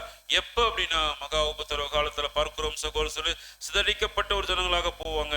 சுவிசேஷ யுகத்துல தேவனுக்காக பாபிலோனை விட்டு தேவ வார்த்தையை கட்டுப்பட்டு வெளிவந்த நம்மள மாதிரி ஜனங்கள் இல்லைங்களா, வெளிவந்த சிறுமந்தை வகுப்பாரின் எண்ணிக்கையை விட சுவிசேஷ யுகத்துல மகா பாபிலோனில் இருந்து தேவனுடைய வார்த்தை வெளிப்படுத்தல் 18:4 பார்க்கிறோம் இல்லைங்களா, அவருடைய வரக்கூடிய வாதைகளுக்கு அகப்படாமல் இருக்க அவளை விட்டு வெளியே வாருங்கள் என்கிற வார்த்தைக்கு கட்டுப்பட்டு வெளிவந்த ஜனங்களின் எண்ணிக்கையை விட மகா உபத்திரவ காலத்துல இந்த பாபிலோன் அமைப்பை விட்டு திரள் கூட்டத்தின் வாயிலாக வெளியே வரக்கூடிய ஜனங்களுடைய எண்ணிக்கை மிக அதிகமாக இருக்கும். தேவனை தெரிந்து கொள்ளக்கூடிய ஜனங்களின் எண்ணிக்கை மகா உபத்திர காலத்துல மிக அதிகமாக அந்த ஒரு அக்கினி, அந்த சூழல் அந்த மாதிரி கடந்து போகுங்கிறத பார்க்கிறோம் சகோதரர்களே. ஸோ எல்லா ஜனங்களையும் சிதறடித்து தேவன் யார் அப்படிங்கிற விஷயத்த ஜனங்கள் மத்தியில தேவன் அங்க கொண்டு வர போறாங்க. இவர்களை இப்படியாக வழிநடத்தின அதிபதிகளையும் தீர்க்கதரிசிகளையும் தேவன் கை கொட்ட போறாங்க, அழிக்க போறாங்க. கல்லும் மண்ணும் காப்பாற்றாதுங்கிற ஒரு நாள் ஜனங்க புரிஞ்சுக்குவோம். இன்னைக்கு போய் தேன் அபிஷேகம், பால் அபிஷேகம், என்னென்னமோ அபிஷேகம் பண்றாங்க. அந்த கல்லுக்கு தங்கத்துல செஞ்ச விற்கிறதுக்கு போய் என்னென்னமோ வேலைகள் செய்யறாங்க. கையில தூக்கிட்டு சுத்துறாங்க, உடம்புல குத்திக்கிறாங்க, அளவு குத்திக்கிறாங்க, நெருப்புல நடக்கிறாங்க, தலையில வச்சு வீட்டுல கொண்டாடுறாங்க. பேசாத, சாப்பிடாத, கேட்காத, எதுவுமே செய்யாத, எதுக்குமே இன்னொருத்தர் ஒரு இடத்துக்கு ஒரு அடி தள்ளுனா கூட ஒரு மனிதனுடைய உதவி தேவை. அதுக்கு தெய்வம் என்று சொல்லி அந்த தெய்வத்துக்கு இன்னைக்கு செய்கிற அந்த காரியங்கள் எல்லாமே அது ஜனங்களை காப்பாற்றாதுங்கிற ஒரு சூழல் வரும். அந்த சூழல் வரும் பொழுதுதான் தேவன் யாருங்கிற விஷயம் பார்க்கிறோம், தெரிய வரும் சகோதரர்களே. ஸோ அந்த ஒரு ஃபர்னஸ், அந்த ஒரு உலைகளம், அந்த ஒரு மகா உபத்திரவ காலத்துல அவர்கள் அதை புரிந்து கொள்வார்கள். தீங்கு வருவதற்கு முன்பாக ஏன் நீதிமான் எடுத்துக்கொள்ளப்படுவான் வசனம் இருக்குதுன்னா, தேவனை தெரிந்து கொண்டார்கள். தீங்கு வருவது எதுக்குன்னா தேவனை தெரிந்து கொள்வதற்கு. தீங்கு வருவதற்கு முன்பதாகவே தேவன் யார் என்று தெரிந்து கொண்ட ஜனங்கள் தான் தீங்கு நாளுக்கு முன்பாக நீதிமானாக அவர்கள் அங்க எடுத்துக்கொள்ளப்படுகிறார்கள் பார்க்கிறோம் சகோதரர்களே. ஆக உண்மையான கடவுள் யார் என்று மகா உபத்திரவ காலத்துல ஒட்டுமொத்த உலக ஜனங்கள் தெரிந்து கொள்ளும் பொழுது அவருடைய விக்கிரங்களை எல்லாம் தூக்கி எறிஞ்சிருவாங்க. நம்ம எசேக்கியேல்ல படிச்ச 7ஆம் அதிகாரத்துல மீண்டும் அந்த வசன பகுதியில் வாசிக்கலாம். எசேக்கியேல் 7ஆம் அதிகாரம் 19ஆம் வசனம் வாசிங்க. எசேக்கியேல் 7ஆம் அதிகாரம் 19ஆம் வசனம். தங்கள் வெள்ளியை தெருக்களில் எரிந்து விடுவார்கள், அவர்களுடைய பொன் வேண்டா வெறுப்பாய் இருக்கும். கர்த்தருடைய சினத்தின் நாளிலே அவர்கள் வெள்ளியும் அவர்கள் பொன்னும் அவர்களை விடுவிக்க மாட்டாது. அவர்கள் அதனால் தங்கள் ஆத்துமாக்களை திருப்தியாக்குவதும் இல்லை, தங்கள் வயிறுகளை நிரப்புவதும் இல்லை. அவர்கள் அக்கிரமமே அவர்களுக்கு இடரலாய் இருந்தது. சோ பார்க்கிறோம் சகோதரன் சொல்லி 7ஆம் அதிகாரத்துல மகா உபத்திரவ காலத்தை குறித்து பேசுகிற அந்த சூழல் பார்த்துட்டு அதில் நம்ம பார்த்துட்டோம் இல்லைங்களா. வாங்குகிறவன் சந்தோஷப்படாமலும் விற்கிறவன் சங்கடப்படாமல் எல்லாருக்கும் எல்லாமே சமமாக இருக்கக்கூடிய ஒரு சூழலை குறித்து நம்ம பார்த்துறோம். ஸோ அதே சூழல் தான் பார்க்கிறோம். அந்த ஒரு மகா உபத்திரவ காலத்துல வெள்ளியில தங்கத்துல செய்த விக்கிரங்களை எல்லாம் தூக்கி எறிவாங்க. அந்த தங்கம் அவர்களுக்கு வேண்டா வெறுப்பாக இருக்கும் இல்லைங்களா. ஸோ வெள்ளியும் பொண்ணும் அவர்கள் அனுபவித்துக் கொண்டிருக்கிற கஷ்டத்திலிருந்து மகா உபத்திரவ காலத்துல எந்த ஒரு ஐஸ்வர்யம் அவர்களை தப்பிக்க உதவாதுங்கிறத பார்க்கிறோம் சகோதரர்களே. அவர்கள் செய்த அக்கிரமம் தான் அந்த சிலைங்கிறத உணர்ந்துக்குவாங்க. தேவன் எப்படி அவர்களை சுத்தம் பண்ண போறாருன்னா, அந்த சிலையை செய்தது யாருன்னா அவங்க தான், ஜனங்க தான் செய்தாங்க. அந்த அசுத்தம் பண்ணினாங்க. அசுத்தம் பண்ணின ஜனங்களை வைத்தே அந்த அசுத்தத்தை தேவன் எடுக்க போறார். அவர்கள் அந்த செய்த சிலையை அவர்களே என்ன பண்ண போறாங்கன்னா தூக்கி எறிய போறாங்க. தூக்கி எறிஞ்சிட்டாங்கன்னா அந்த இடம் சுத்தமாகிவிடும். அசுத்தம் செய்தவர்களை வைத்தே தேவன் சுத்தம் பண்ண போகிறார். அதுதான் கழுவுகிற விஷயம். அவருடைய இருதயத்தினுடைய கழிவுகளை எல்லாம் எடுக்கக்கூடிய விஷயம். யூதா ரட்சிக்கப்படுகிறது போல மகா உபத்திரவ காலத்துல ஒட்டுமொத்த ஜனங்கள் தேவன் யார் என்று தெரிந்து கொள்ளக்கூடிய அந்த ஒரு சூழலை தேவன் கடைசி நேரத்துல கொடுப்பாங்க. அன்றைய இயேசு கிறிஸ்து பார்க்கிறோம் இல்லைங்களா. அந்த மேல் வீட்டு அறையில எல்லாருடைய கால்களையும் கழுவுனர், பேதுருவையும் காலையும் கழுவுனர். குறிப்பிட்டு சொல்லப்பட்டிருக்கு பேதுரு கழுவுனது மாத்திரம். மற்ற சகோதரர்களுக்கு அப்போஸ்தலர் கழுவுறதை குறித்து பேசப்படல. பேதுருவை கழுவும் போது என்ன சொல்றாருங்க, என்னை முழுசா கழுவுங்க அப்படிங்கிறார். அதுக்கு என்ன சொன்னார் கிறிஸ்து? யோவான் 13ஆம் அதிகாரம் 8 இருந்து வாசிங்க. யோவான் 13ஆம் அதிகாரம் வசனம் 8 முதல். பேதுரு அவரை நோக்கி, நீர் ஒரு காலும் என் கால்களை கழுவப்படாது என்றான். இயேசு அவனுக்கு பிரதியுத்தரமாக, நான் உன்னை கழுவாவிட்டால் என்னிடத்தில் உனக்கு பங்கில்லை என்றார். அதற்கு சீமோன் பேதுரு, ஆண்டவரே, என் கால்களை மாத்திரமல்ல என் கைகளையும் என் தலையையும் கூட கழுவ வேண்டும் என்றான். அப்படி பேதுரு பேசும் பொழுது அங்க கருத்து சொல்லிட்டாரு, கால கழுவுனா போதும் அப்படின்ட்டு இல்லைங்களா. ஏன்னா சரீரமான சபையில கால் வரைக்கும் சுத்தமாயிருச்சு. இப்ப பேதுரு யாருக்கு அடையாளம்? கடைசி கால பாதங்களுக்கு அடையாளம் எடுத்துக்கொண்டா இப்ப கழுவ வேண்டியது கால்களை மாத்திரம்தான், பாதங்களை மாத்திரம்தான் இல்லைங்களா. கழுவுவதற்கு அவர் ரெடியாக இருக்கிறார். லேவியின் புத்திரரை சுத்திகரிக்க அங்க வந்திருக்கிறாங்க. வண்ணாடைய சவுக்காரத்திற்கு வந்திருக்கிறார், கழுவ வந்திருக்கிறார். ஒப்பு கொடுக்கணும். கழுவுறதுக்கு நம்ம ரெடியா இருக்கணும். நம்மளை தாழ்த்தணும்.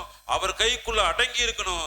இருக்கும் பொழுது இந்த ஒரு மகா உபத்திரவ காலத்துக்கு மூகாந்திர காலப்பகுதியில ஒட்டுமொத்த உலக ஜனங்கள் பொருளாசையில் போய் கொண்டிருக்கிற இந்த ஒரு காலப்பகுதியில கழுவுகிற ப்ராசஸ் நம் மத்தியில தேவன் செய்து கொண்டிருக்கும் பொழுது நாம் என்ன பண்ணணும்? அவருடைய கைக்குள் கட்டுப்பாட்டுக்குள்ள பண ஆசை இல்லாதவர்களாக போதுமென்ற மனதோடு இருக்கக்கூடிய ஒரு சூழல்ல பார்க்கிறோம் சகோதரர்களே. நம்ம ஆண்டவராகிய இயேசு கிறிஸ்து இடுப்புல கச்சை கட்டிக்கிட்டு சுத்தமாக விருப்பமானால் சுத்தமாக என்று சொல்லும் பொழுது பார்க்கிறோம் சகோதரர்களே. விரும்பி உடனடியாக நாம் அந்த ஒரு ப்ராசஸ்க்குள்ள கடந்து போயிடும். இல்லை என்றால் இந்த கழுவுகிற ப்ராசஸ் நாளைக்கு ஒட்டுமொத்த உலக ஜனங்களுக்கு மத்தியில ஸ்பீடா போயிடும். நாம கோட்டை விட்டுருவோம், கடைசியா ஒரு புலம்பல் பாடுவோம் இல்லைங்களா? கோடைக்காலம் சென்றது, மாரிக்காலம் சென்றது, நாமும் இந்த பாட்டு பாடிட்டே இருக்க வேண்டியது. ஆக அதற்கு முன்பதாக பார்க்கிறோம் சகோதரர்களே, இந்த ஒரு சீர்கெட்ட உலகத்தின் மத்தியில, சாதகமில்லாத இந்த உலகத்தின் மத்தியில, கொடிய காலங்கள் வருகிற இந்த ஒரு காலப்பகுதியில அதற்கு முன்பதாக நாம் கழுவுகிற ப்ராசஸ்ல கிறிஸ்துவோடு இசைவாக, அவருடைய வார்த்தைக்கு இசைவாக அவர் கைக்குள்ள அடங்கி இருந்து போகும் பொழுது கண்டிப்பாக உண்மை உள்ளவனேவனோ அவனுக்கு எல்லா ஆசீர்வாதங்களையும் பெற்றுக்கொள்ளக்கூடிய, ஆவிக்குரிய ஆசீர்வாதங்களை பெற்றுக்கொள்ளக்கூடிய சூழல்ல நாம் கடந்து போக வேண்டும். ஆக இந்த ஒரு பொருள் ஆசை மிகப்பெரிய ஒரு ஆக்கினையை கொண்டு வருகிறது தான் யூத ஜனங்கள் இருந்து கற்றுக்கொண்ட பாடமாக இருக்கு, பொருள்ல கிறிஸ்து ஜனங்கள் இருந்து கற்றுக்கொண்ட பாடமாக இருக்கு. ஆக இந்த ஒரு சூழல் பார்க்கும் பொழுது சகோதரன் சொல்லு, இன்றைக்கு நம் மத்தியில நம்முடைய கண்களில் இருந்து நாம் செய்த அக்கிரமத்தின் நிமித்தம் கண்ணீர் வரவில்லை என்றால் கண்டிப்பாக மகா உபத்திரவ காலத்துல வேறு விதமாக நம் கண்களில் இருந்து கண்ணீர் வரக்கூடிய வாய்ப்பு இருக்கு. இதெல்லாம் நம்ம தெரிஞ்சிருக்கிறோம். உணர்வு உள்ள ஜனங்களாக நாம் கடந்து போக வேண்டியது அவசியமா இருக்கு. இந்த ஒரு ப்ராசஸ் ஜனங்களுடைய மத்தியிலிருந்து, இருதயத்திலிருந்து கலிப்பை எப்படி எடுக்க போகிறார் என்கிற விஷயங்கள் தான் தொடர்ந்து வரக்கூடிய வசன பகுதியில் இருக்கு. தேவனுக்கு நம்ம சித்தமானால் அடுத்த பாடத்துல இந்த ஒரு காரியங்கள் நாம் தியானிப்போம். அதுவரை தேவன் அவருடைய ஆவியை நம்ம கொடுத்து கேட்ட காரியங்கள் நம்முடைய இதயத்துல நிறுத்த கிருபை செய்வாராக. ஆமென்.